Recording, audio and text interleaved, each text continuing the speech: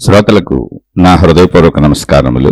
మన శ్రోతలలో ఒక సోదరుడు ప్రశ్నను పంపడం జరిగింది. ఆ ప్రశ్న, మీరు ఒక శీర్షికలో రోజుకి 60,000 నుండి 1,00,000 వరకు ఆలోచనలు వస్తాయి అని చెప్పినారు. అది యథార్థము కూడా. మరి మాకు ఏకాగ్రత రావాలి, ఎరుకతో ఉండాలి అంటే ఏ విధమైన సాధన చెయ్యాలి? ధ్యానము చేస్తున్నాను, కానీ ఆలోచనలు వస్తూనే ఉన్నాయి. ఎలా వివరించగలరు? ప్రశ్నను ఒకసారి అర్థం చేసుకునే ప్రయత్నం చేద్దాం. ధ్యానంలో అనేక ఆలోచనలు వస్తున్నాయి, ఏకాగ్రత కుదరటం లేదు. ఎరుకతో ఉండాలి, ఏకాగ్రతగా ఉండాలి అంటే ఆలోచనలు అనేకం వస్తున్నాయి. ఇవి రోజుకి 60,000 నుంచి 1,00,000 ఆలోచనల వరకు మనిషికి వచ్చే అవకాశం ఉన్నది అని ఆలోచనలను పరిశీలించినటువంటి శాస్త్రజ్ఞులు చెబుతున్నారు. కాబట్టి ఆలోచనలు అలా వస్తూ ఉంటాయి, ఆగవు కదా. ఇప్పుడు ఏ విధంగా ఈ ఏకాగ్రత కుదుర్చుకోవాలి, ధ్యానం కుదుర్చుకోవాలి? ఆలోచనలు ఎలా ఆగితే ధ్యానం కుదురుతుంది? ఇది వీరడిగేది. సహజంగా అందరికీ ఉండేటువంటి ఒక సహజమైనటువంటి సమస్య కాదు, కానీ ధ్యానము, ఆధ్యాత్మికత, తపస్సు, సాధనలు అన్నప్పుడు ఇది సమస్యగా కనపడుతుంది. కానీ రియల్గా అది సమస్య కాదు. సమస్య ఎందుకు కాదు అంటే, అసలు ఆలోచనలు రాకపోతే మన జీవితమే లేదు, అసలు మనం లేం. ఆలోచన అనేది ఒక పరిమిత భావంతో కూడినటువంటి ఒక విషయం అంతే. ఇప్పుడు నేను అన్నప్పుడు నేను ఈ శరీరమును, అది ఒక పరిమిత భావంతో కూడింది. ఈ శరీరము నేను అని చెబుతుంది అది. అది అలా చెప్పకపోతే ఈ శరీరం నేనని నాకు అనిపించదు అసలు. అప్పుడు నేను ఎలా బ్రతుకుతాను? ఈ శరీరము నేను, అది ఒక ఆలోచన. నా పేరు ఇది, అది ఒక ఆలోచన. నా తల్లిదండ్రులు వీళ్ళు, అదొక ఆలోచన. నా ఇల్లు ఇది, అదొక ఆలోచన. అలా నాకు సంబంధించిన సమస్తము ఒకటిగా అన్ని విడివిడిగా ఉన్నాయిగా. తల్లిదండ్రులు విడిగా ఉన్నారు, ఇల్లు విడిగా ఉంది, వస్తువులు విడిగా ఉన్నాయి, వాహనాలు విడిగా ఉన్నాయి, డబ్బు విడిగా ఉంది, భార్య విడిగా ఉంది, పిల్లలు విడిగా ఉన్నారు, స్నేహితులు విడిగా ఉన్నారు, అన్నదమ్ములు విడిగా ఉన్నారు, అక్క చెల్లెళ్ళు విడిగా ఉన్నారు. సృష్టిలో అన్ని వేరుగా ఉన్నాయి. కాబట్టి ఆలోచనలు కూడా వేరుగా వస్తున్నాయి. ఏంటి ఆలోచనలు? ఉన్నదాన్ని చెబుతున్నాయి అంతే. నేను అందరికంటే వేరుగా ఉన్నాను. ఎలా ఉన్నాను? ఈ శరీరము నేను. కాబట్టి ఈ శరీరము నేను అన్న ఆలోచన నా లోపల పడుతుంది. అంటే శరీరము నేను అనుకోవడానికి ఆ ఆలోచన కలక్కపోతే ఈ శరీరం నేనని అనిపించదు. మీరు ఆలోచనలు ఆగిపోవాలి అనేటువంటి ప్రాసెస్ని ట్రై చేయబాకండి అసలు. అది ఒక సహజత్వం, అదే జీవితం. ఈ శరీరం నేను, ఈ మనసు నేను, ఈ బుద్ధి నేను, ఈ ఆలోచన నేను, నాకు ఇటువంటి ఆలోచనలు వస్తున్నాయి, నా గుణాలు ఇవి, నా స్వభావం ఇది, ఇదంతా నాకు తెలియాలిగా. నాకు ఆకలేస్తుంది, ఆకలేసినప్పుడు ఇదిగో ఈ ఆహార పదార్థాలు తినొచ్చు, ఇదిగో ఇవి తినడానికి పనికొస్తాయి, ఇవి తినడానికి పనికిరావు, వీటిని ఇలా వండుకు తినాలి, వీళ్ళంతా నా కుటుంబ సభ్యులు, వీళ్ళంతా నా స్నేహితులు, వీళ్ళ మిత్రులు, వీళ్ళు శత్రువులు, ఇవి ఉపయోగించుకోవడానికి పనికొచ్చే వస్తువులు, ఇవి ఉపయోగానికి పనికిరాని వస్తువులు, ఇవి ముళ్ళు, గాజు పెంకులు, వాటిని తొక్కకూడదు, తప్పించుకోవాలి, అదిగో ఇవి పాములు, వాటి జోలికి వెళ్ళకూడదు, ఇవి పెంపుడు జంతువులు, ప్రమాదం లేదు, పెంచుకోవచ్చు. అలా మంచి చెడు అంతా కూడా చెప్పేది ఏంటి? ఆలోచనే. ఆలోచన అంటే ఏంటి? అక్కడ ఉన్న విషయాన్ని గుర్తిస్తున్నటువంటి విషయం, గుర్తించినటువంటి విషయం. అలా గుర్తించేటువంటిది లేకపోతే అసలు నన్ను నేను గుర్తించలేను కదా. ముందు తెలుసుకోండి. ఇప్పుడు ధ్యానం చేయాలనేది కూడా ఒక ఆలోచనే, తపస్సు చేయాలనేది కూడా ఒక ఆలోచనే, ఆధ్యాత్మికత కూడా ఆలోచనే, దేవుడు కూడా ఆలోచనే, భక్తి కూడా ఆలోచనే, మతం కూడా ఆలోచనే, గురువు కూడా ఆలోచనే, గ్రంథం కూడా ఆలోచనే. అన్నీ ఆలోచనలే. ఇవన్నీ ఆలోచనలేంటి? ఆ విషయానికి సంబంధించినటువంటి విషయ ఎరుకను మనకు కలగజేస్తున్నాయి. ఇది పుస్తకము, ఇది గ్రంథము, ఇది మన మతము, ఇది మనం ఆరాధించేటువంటి దేవుడు ఈయన, దేవత ఈవిడ, మనం అనుసరించే గురువు ఇతను, లేదా మాతాజీ ఈవిడ, మనం మనం నమ్ముతున్న గ్రంథం ఇది, మనం చదువుతున్న గ్రంథం ఇది, ఇందులో సారాంశం ఇది, ఇందులో చెప్పబడిన విషయములు ఇవి, ఇవన్నీ ఆలోచనలే. ఇందులో ఆలోచన కాంతి ఉంది. ఆలోచన అంటే ఏంటి? అక్కడున్న విషయమును గుర్తించి చెప్పుట. అది ఆలోచన అనేది ఏదో ప్రత్యేకమైన విషయం కాదు. ఒక విషయాన్ని మనం ఎరుకలోకి ఆలోచన ద్వారా తెచ్చుకుంటున్నాం. ఆలోచన లేకపోతే ఎరుకలోకి ఆ విషయం రాదు, అసలు మనకు తెలియదు. అది అక్కడే ఉంటుంది. ఆలోచన పుట్టలేదు అనుకోండి, అది అక్కడే ఉంది, ఏమి తెలియదు. గాఢ నిద్రలో మనకు అసలు ఆలోచనలు లేవు. ఏం జరుగుతుంది నిద్ర అంటే? ఏమీ లేదు, ఆలోచనలు లేవు.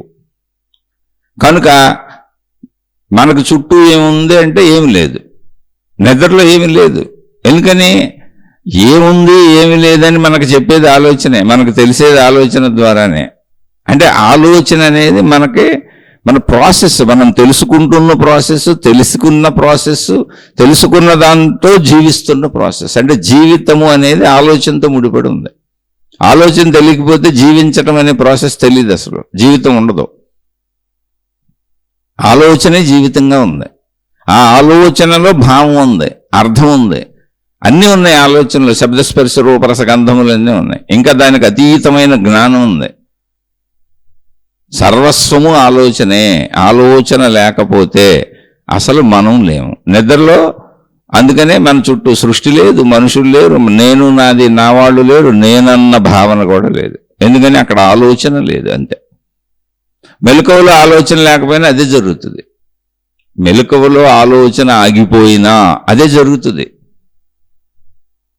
ఏం జరుగుతుంది? నిద్రలో ఏం జరిగింది అదే జరుగుతుంది.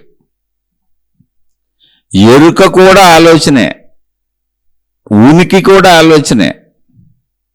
అసలు ఆలోచన కానప్పుడు అది తెలియబడదు. ఇప్పుడు నా ఎరుకలో నేనున్నాను, నా ఉనికిలో నేను స్థిరమై ఉన్నాను, అదే ఆలోచనే.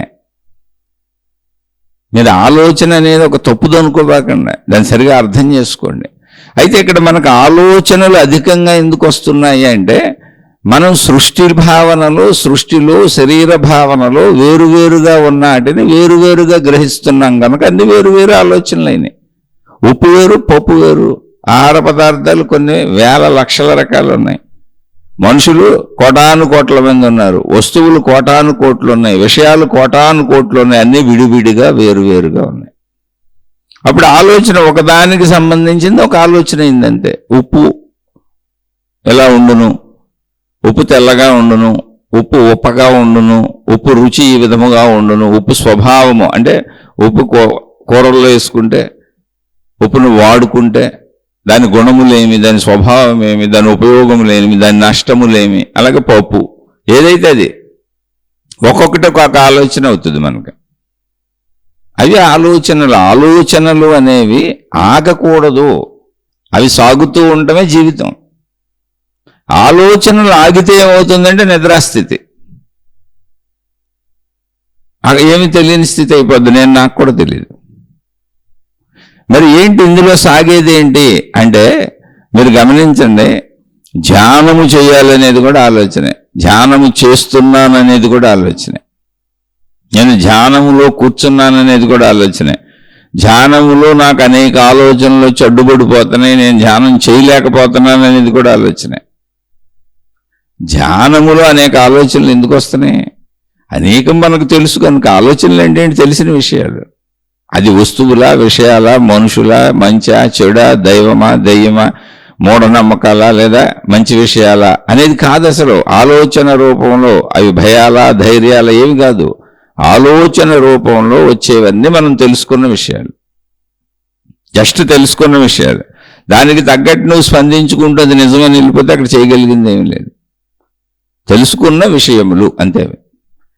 ఇప్పుడు ఆ తెలుసుకున్న విషయములు నిన్ను బాధిస్తాయా, బాధించవా, నిన్ను ఇబ్బంది పెడతాయా, ఇబ్బంది పెట్టవా అనేది మన యొక్క స్వీకరణలో ఉంది. అంటే ఆ విషయాన్ని మనం ఎలా స్వీకరిస్తున్నాం, ఆ భావాన్ని మనం ఎలా స్వీకరిస్తున్నాం.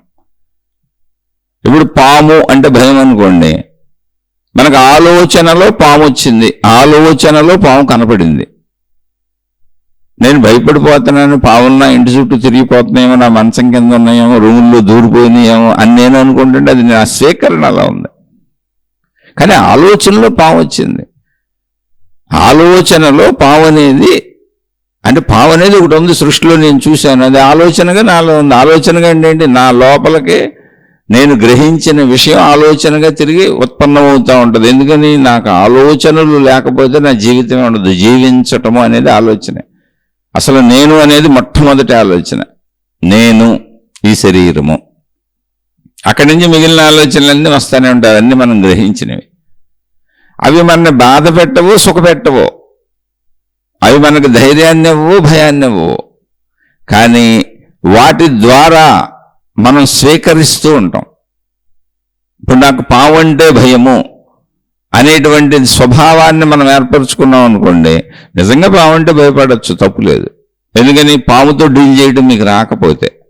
కానీ అదే విషయంలో పాములతో అవసరం ఉన్నవాళ్ళు, పాములు పెట్టేవాళ్ళు, పాములను పెంచుకునేవాళ్ళు బోళ్ళు మంది ఉన్నారు. అనేక దేశాల్లో పాములు ఇళ్లల్లో పెంచుకుంటారు, వాటిని ఆహారంగా తింటారు. వాళ్ళందరికీ పాములు ఆనందాన్ని ఇస్తాయి. వాళ్ళ తలంపుల్లోకి పాము వచ్చినప్పుడు, ఆలోచన వచ్చినప్పుడు ఆనందం వస్తుంది, భయం రాదు. మనకు భయం వస్తుంది. అంటే ఏంటి? ఒకే విషయం అందరికీ భయాన్ని కలిగించేది కాదు, మన స్వీకరణను బట్టి. నువ్వు ఎలా స్వీకరిస్తున్నావు దాన్ని, ఏ ఆలోచన అంతే. అంటే స్వీకరించేటువంటిది ఉందే ఆలోచనని, అదే మనం ఏర్పరచుకున్న స్వభావము, గుణము, అదే మన అహంకారము. ఏ విషయాల్లో అయినా అదే మన నేను మొత్తంగా. ఇప్పుడు పాము అంటే భయం అనేది నిజంగా ఒకవేళ మనం సామాన్యులు, నాకు పాము అంటే భయమే. అనేక సార్లు పాములు చూశాను. మా ఇంటి చుట్టూ పాములు వస్తూనే ఉంటాయి రెగ్యులర్గా. వారానికి ఒక పాము, 2 పాములను చూస్తూనే ఉంటాం. అనేక సందర్భాల్లో పాములను చంపింది కూడా ఉంది. ఎందుకంటే ఇంట్లో చిన్నపిల్లలు తిరుగుతున్నారు, ఇంట్లో మనుషులు తిరుగుతూ ఉంటారు, మరి పాములు వచ్చేస్తూ ఉంటాయి. మా ఇల్లు ఊరు చివర ఉంటుంది, చుట్టూ మొక్కలు పొలంలో ఉంటాయి, అందుకని పాములు వస్తూ ఉంటాయి. అయినా మేము ఇక్కడ 20-25 సంవత్సరాల నుంచి ఉంటున్నాం. ఈ పాములు రెగ్యులర్గా మాకు తెలుసు. చంపుతూ ఉంటాం, వెళ్ళిపోతూ ఉంటాయి. కానీ భయం అనేది ఉంటుంది. ఎక్కడ తొక్కుతామో, ఎక్కడ కరుస్తుందో, పాము కరిస్తే చనిపోతాం అనేది ఉన్నది కనుక. ఇప్పుడు ఆలోచనలోకి పాము వచ్చింది, రియల్గా పాము లేదు. ఎందుకని? ఇంతకుముందు తెలిసింది. ఆలోచన అంటే ఏంటి? తెలిసినది మళ్ళీ తెలియజేస్తుంది అంటే అది. ఇప్పుడు అక్కడ నిజంగా పాము రాలేదు, ఆలోచనలోకి పాము వచ్చింది. ఆలోచనలో వచ్చిన పాము నీకు భయాన్ని ఎలా కలగజేస్తుంది? ఇది ప్రాబ్లం ఇక్కడ మనుషులందరికీ. సైకలాజికల్ ప్రాబ్లమ్స్ అన్నీ ఇక్కడే మొదలవుతాయి. ఇక్కడే పోగొట్టుకోవచ్చు కూడా. ఇక్కడే పోగొట్టుకోవచ్చు మీరు ఆలోచించుకుంటే. ఇప్పుడు ఇవన్నీ వేరువేరు కాదు, జీవితంలో అన్నీ ఒకటే. ఆలోచన విధానం అంతే, దాని స్వీకరణ. నిజంగా పాము కనబడినప్పుడు భయపడటం వల్ల ఏం చేస్తావు? అయితే పాముని చంపేసి దూరంగా పడేస్తావు, లేదా పాము దూరంగా ఉంటే తప్పించుకొని వెళ్ళిపోతావు, జాగ్రత్త పడతావు నీకు ప్రమాదం తెచ్చుకోకుండా. అది భయం వలన కలిగేటువంటిది. అంటే అక్కడ భయం దేనికి ఉపయోగపడుతుంది? జాగ్రత్త. నాస్తి జాగ్రత్తో భయం అని చెప్పారు మహాత్ములు. జాగ్రత్త ఉన్న వాళ్ళకి భయం ఉండదు అని. అంటే ఏంటి? జాగ్రత్త అనేది ఏంటి? ఎరుకతో కూడిన జీవితము. ఏది నాకు హాని చేస్తుందో వాటి జోలికి వెళ్ళను, ఏవి నాకు మేలు చేస్తాయో వాటి జోలికి మాత్రమే వెళ్తాను. కాబట్టి హాని చేసేవి ఎక్కడ నా జీవితంలోకి ప్రవేశిస్తాయో, నాకు తారసపడతాయో అని జాగరూకతతో, ఎరుకతో ఉంటాను. అంటే ఏంటి? అది భయం యొక్క స్థాయే. ఎరుకతో గమనిస్తూ ఉంటాను. అది బాగా పై స్థాయికి వచ్చినప్పుడు అదే భయం. అంటే భయం అంటే ఏంటి? ఇంక చేతకాని తనంతో ఏమీ చేయలేక పారిపోతూ ఉంటాను. జాగ్రత్త అంటే పారిపోవటం కాదు. జాగ్రత్త భయంలోనే కింద స్థాయి, తక్కువ స్థాయి భయమేది. ఎందుకని నన్ను నేను రక్షించుకోవాలి. జాగరూకత. రోడ్డు మీద వెళ్తున్నప్పుడు జాగ్రత్తగా చూసుకుని నడుస్తాను. ముళ్ళు ఉన్నాయో, గాజు పెంకులు ఉన్నాయో, గుంటలు ఉన్నాయో, ఎందులో పడతానో, ఏం తొక్కేస్తానో అని. అది జాగరూకత. అది దేనికి? అలా ముళ్ళు తొక్కినా, గాజు పెంకులు తొక్కినా, ఏ గుంటల్లో పడినా, ఏ రాళ్లు కొట్టుకున్నా నాకు ప్రమాదము జరుగుతుంది అనే భయం ఉంది కనుక. అది తీవ్ర భయమా అన్నది కాదు, అక్కడ భయం స్థాయి అది, నన్ను రక్షించుకోవటం అది. అందుకని మానసికంగా వచ్చినటువంటి ఆలోచన ఎదురుగా లేనప్పుడు అసలు నేను ఎందుకు భయపడుతున్నాను అన్నది ముందు నువ్వు నేర్చుకోవాలి, నీకు నువ్వు చెప్పుకోవాలి. అది గుర్తొచ్చినప్పుడల్లా నిజం అనుకుంటేట. ఇప్పుడు కంటితో చూసినప్పుడు, ఎదురుగా కనపడుతున్నప్పుడు, వాస్తవంలో, ప్రజెంట్లో, ఇప్పటిలో అది నిజం. కాబట్టి నువ్వు ప్రయత్నం చేయాలి, తప్పించుకోవాలి. చెడు అయితే తప్పించుకోవాలి, మంచి అయితే ఆచరించుకోవాలి. అందుకని ఎప్పుడు ప్రజెంట్లో జీవించాలి. ఇప్పుడు ఏ ధ్యానంలోనే కూర్చొని, ఏ ఖాళీగానో కూర్చొని పావులు ఊహలు తెచ్చుకొని, లేదా నష్టాలు ఊహలు తెచ్చుకొని, కష్టాలు ఊహలు తెచ్చుకొని, భయాలు ఊహలు తెచ్చుకొని అంటే వస్తాయి ఆలోచనలు. అవి వచ్చినప్పుడు అది వాస్తవంగా కాదు కదా. ఇప్పుడు చాలామంది భవిష్యత్తును ఊహిస్తూ ఉంటారు, గతాన్ని తలుచుకుంటూ ఉంటారు, బాధలకి భయాలకి గురవుతూ ఉంటారు. మొత్తం స్ట్రెస్, ఒత్తిడి, ఆందోళన, ఆదుర్ద, కంగారు, విసుగు, చికాకు, కోపము, నెగిటివ్ గుణాలన్నీ భవిష్యత్తు ఊహల వలన, గతపు ఊహల వలన, వీటి వలనే వస్తాయి. ప్రస్తుతంలో జీవించేవాళ్ళు ఎవరైనా ప్రస్తుతం ఆ నిమిషానికి స్పందించాలి. వీటితో పని లేదు అసలు. ఈ ట్రైనింగ్ నువ్వు నీ మనసుకి ఇచ్చుకోవాలి. ప్రస్తుతం నేనేం చేస్తున్నాను అంటే, ప్రస్తుతం నేను ధ్యానం చేస్తున్నాను. ఓకే, ధ్యానంలో అనేక ఆలోచనలు వస్తున్నాయి. ఆ అనేక ఆలోచనల్లో పామే ఉండక్కర్లా, భార్య ఉండొచ్చు, భర్త ఉండొచ్చు, పక్కింటి ఆవిడ ఉండొచ్చు, ఎదురింటి ఆయన ఉండొచ్చు, సినిమా హీరోయిన్ ఉండొచ్చు, హీరో ఉండొచ్చు, శృంగార భావాలు ఉండొచ్చు, సింగార భావాలు ఉండొచ్చు, సౌందర్య భావాలు ఉండొచ్చు, ధన భావాలు ఉండొచ్చు, ధైర్య భావాలు ఉండొచ్చు, లేదా పిరికి భావాలు ఉండొచ్చు, భయభావాలు ఉండొచ్చు. కానీ ఇవన్నీ ఆలోచనలుగా ఉద్భవిస్తూనే ఉంటాయి. ఆలోచనలు ఆగటం ఉండదు. ఆలోచనలే జీవితం. ఆలోచనలో ధ్యానం చేస్తున్నాను, తపస్సు చేస్తున్నాను, ఆధ్యాత్మికతలో ఉన్నాను, భక్తిలో ఉన్నాను, గురువుతో ఉన్నాను, సాధనల్లో ఉన్నాను, మతంలో ఉన్నాను, దైవ మార్గంలో ఉన్నాను, ఇవి కూడా ఆలోచనలే. అసలు గుర్తిస్తున్నది ఏదైనా ఆలోచనే. కానీ ఇప్పుడు ఈ నిమిషం నేను ధ్యానంలో కూర్చున్నాను, ఇటువంటి ఆలోచనలను ఎన్ని వచ్చినా వాటిని స్వీకరించి స్పందించవలసిన అవసరం లేదు. స్వీకరణ చేస్తున్నా నేను. పావాలోచన వచ్చింది, ధ్యానంలో భయపడుతున్నా. స్త్రీ ఆలోచన వచ్చింది, కామభావానికి లోనవుతున్నా. పురుష ఆలోచన వచ్చింది, కామభావానికి లోనవుతున్నా. ధనాలోచన వచ్చింది, ధన భావానికి లోనవుతున్నా.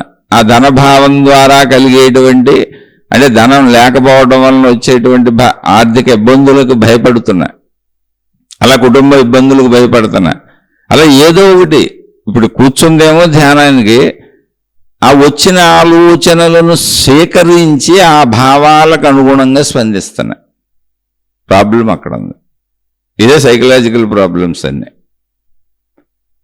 అందుకని ప్రెజెంట్లో ఉండటం నేర్చుకోండి అంటారు. అది ధ్యానము, ఏకాగ్రత, శ్రద్ధ అంటే. ఆలోచనలు రాకపోవటం కాదు, ఆలోచనలు ఆపటం కాదు. ఆలోచనతో పని లేదు. ఇప్పుడు ఆ ఆలోచనలు వస్తాయి, కానీ నాకు పని లేదు, నేను ఉపయోగించుకోను. ఆ భావానికి నేను స్పందించకూడదు అని మీకు మీరు చెప్పుకోవాలి. అంతకంటే ఇంకో మార్గం అసలు ఉండదు అక్కడ. లేదా దాని బదులు ఇంకోటి చేయమంటే, ఒక ఆయన్ని బాగా సిగరెట్లు కాలుస్తాడు. ఆ సిగరెట్లు కాలిస్తే, అంటే మా బంధువు ఆయన, రోజుకి సుమారు 7-8 ప్యాకెట్లు కాల్చేసేవాడు ఆయన, పెద్ద ఆయన. ఆయనకి ఏం చెప్పారంటే, ఆయన కూడా పాపం ఇది దానివల్ల ఇబ్బందులు పడ్డాడు, చాలా ప్రాబ్లమ్స్ వచ్చినాయి. కొన్ని సంవత్సరాలు వరుసగా కాల్చి చేశాడు ఆయన, 20-25 ఏళ్ళు. ఆరోగ్యం దెబ్బతింది. మొత్తానికి ఆయన కూడా బలంగా మానాలనుకున్నారు, ఆ సిగరెట్లు అనే అలవాటును మానాలనుకున్నారు. చుట్టుపక్కల వాళ్ళు అందరూ ప్రోత్సహించారు. అప్పుడు ఆయన దానికి బదులుగా ఒక్క పొడిని అలవాటు చేసుకోమన్నారు. సిగరెట్ తాగాలనిపించినప్పుడు మీరు ఒక్క పొడి వేసుకోండి, ఇంకా ఒక్క పొడితో పాటు కావాలంటే కొంచెం టీ తాగండి, కొంచెం కాఫీ తాగండి. ఆ భావం వచ్చినప్పుడు ఏదో ఒకటి ఇంకోటి చేయండి దానికి బదులుగా అని చెప్పారు. ఆయన కొన్ని రోజులకి సిగరెట్ మానేసి రోజుకి 20-30 ఒక్కపొడి బాటలు తింటున్నాడు ఆయన. పొద్దున్న నుంచి సాయంత్రానికి 15-20 సార్లు టీ కాఫీలు తాగుతున్నాడు ఆయన. ఇప్పుడు కొత్త అలవాట్లు అయినాయి. మళ్ళీ ఇవి మానడానికి ఏం చేయాలి అంటే, మళ్ళీ ఒక్కపొడి మానడానికి టీ కాఫీలు అలవాటు చేసుకున్నాడు. స్టెప్ బై స్టెప్ జరిగింది లేండి ఇది. సిగరెట్ మానడానికి ఒక్కపొడి అలవాటు చేసుకున్నాడు ఆయన. ఒక్కపొడి 20-30 పొట్లాలు తినేస్తున్నాడు. సిగరెట్ కొంతకాలానికి మానగలిగాడు, ఒక 5-6 నెలలకి వదిలేయగలిగాడు. తర్వాత ఇప్పుడు ఒక్కపొడి మానేయడానికి టీ కాఫీలు అలవాటు చేసుకున్నాడు. ఇప్పుడు రోజుకి 15-20 సార్లు టీ కాఫీలు తాగుతున్నాడు. పెద్ద వయసు కూడా వచ్చేసింది నేను. అలా ఏదో ఒకటి వదిలి ఇంకో అలవాటు చేసుకుంటాం కాదు, సత్యతను గ్రహించటము. ఇది కేవలము జ్ఞానము, భావరూపం మన జీవితం. ఆలోచనలో ఏముంది? భావం ఉంది. ఇప్పుడు ఆలోచనలో చెట్టు వచ్చింది అనుకోండి, ఎదురుగా చెట్లు ఉన్నాయి సృష్టిలో. ఇంతకుముందు ఆ చెట్టు ఎలా ఉంటుంది, మామిడి చెట్టు ఎలా ఉంటుంది, జామ చెట్టు ఎలా ఉంటుంది, సపోటా చెట్టు ఎలా ఉంటుంది, దానిమ్మ చెట్టు ఎలా ఉంటుంది, దానిమ్మ పండు ఎలా ఉంటుంది, మామిడి పండు ఎలా ఉంటుంది, జామ పండు ఎలా ఉంటుంది అని గ్రహించకపోతే ఎలా జీవిస్తాం మనం అసలు? అంటే ఏంటి? మనం గ్రహించినవన్నీ కూడా మనం జీవించటానికి అవసరమైనటువంటి సృష్టిలోని విషయములను గ్రహించాం. అవన్నీ అవసరాలన్నీ ఆలోచనలుగా ఉన్నాయి అంతే. అందులో మనం గ్రహించిన వాటిలో కొన్నింటిని భయాలుగా స్వీకరించాం, కొన్నింటిని బాధలుగా స్వీకరించాం, కొన్నింటిని కోరికలుగా స్వీకరించాం, కొన్నింటిని ధైర్యాలుగా స్వీకరించాం. ఇలా వర్గీకరించుకున్నది మనమే. ఎందుకనంటే ఒకరికి భయమైన విషయం ఇంకొకరికి భయం కాదు, ఒకరికి ధైర్యమైన విషయం ఇంకొకరికి ధైర్యం కాదు. నాకు ధైర్యమైన విషయం మీకు భయమై ఉండొచ్చు, మీకు భయమైన విషయం నాకు ధైర్యమై ఉండొచ్చు. చెప్పాక పావులు పట్టుకునే వాళ్ళకి, పావులతో వ్యాపారాలు చేసే వాళ్ళకి, పావులు విషాలతో మందులు తయారు చేసే వాళ్ళకి, పావుల్ని పెంచుకొని ఆహార పదార్థాలుగా తినే వాళ్ళకి పావులు ఆనందకరమైన విషయం, అవి మనకు భయంకరమైన విషయం, మనకంటే నాబోటి వాళ్ళకి. అలా ఒక్కొక్క విధానంలో ఒక్కొక్క వస్తువును అలా తీసుకుంటాం. అలాగే ఆహార పదార్థాల్లో కూడా ఇష్టమైనవి కొన్ని ఏర్పరచుకుంటాం, ఇష్టం లేదని కొన్ని ఏర్పరచుకుంటాం. అలాగే బట్టలు, రంగులు, వస్తువులు, విషయాలు అన్నింటిలోనూ అయిష్టతలు ఏర్పరచుకుంటాం. కానీ అన్నీ ఉపయోగపడేవే. మీరు ఇష్టమని ఏర్పరచుకునేవి అన్ని ఆహార పదార్థాలు తినదగినవే. అయిష్టమని ఏర్పరచుకుంటున్నది, ఇష్టమని ఏర్పరచుకుంటున్న అన్ని ఆహార పదార్థాలు తినదగినవి. అందులో కొన్ని అయిష్టములు అంటున్నారు, కొన్ని ఇష్టములు అంటున్నారు. అంతే తప్ప తినదగినవి కానివి అసలు లిస్టులోకి రాలా.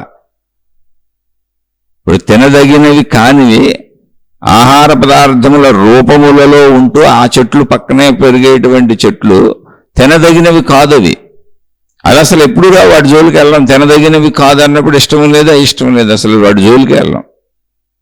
తినదగిన వాటిలోనే ఇష్టములు ఏర్పరచుకుంటాం, కట్టుకోదగిన వాటిలోనే ఇష్టములు ఏర్పరచుకుంటాం. కట్టుకోవడానికి పనికిరానివి చాలా ఉంటాయి, అవి కట్టుకోదగినవి కాదు, అసలు వాటి జోలికి వెళ్ళాం.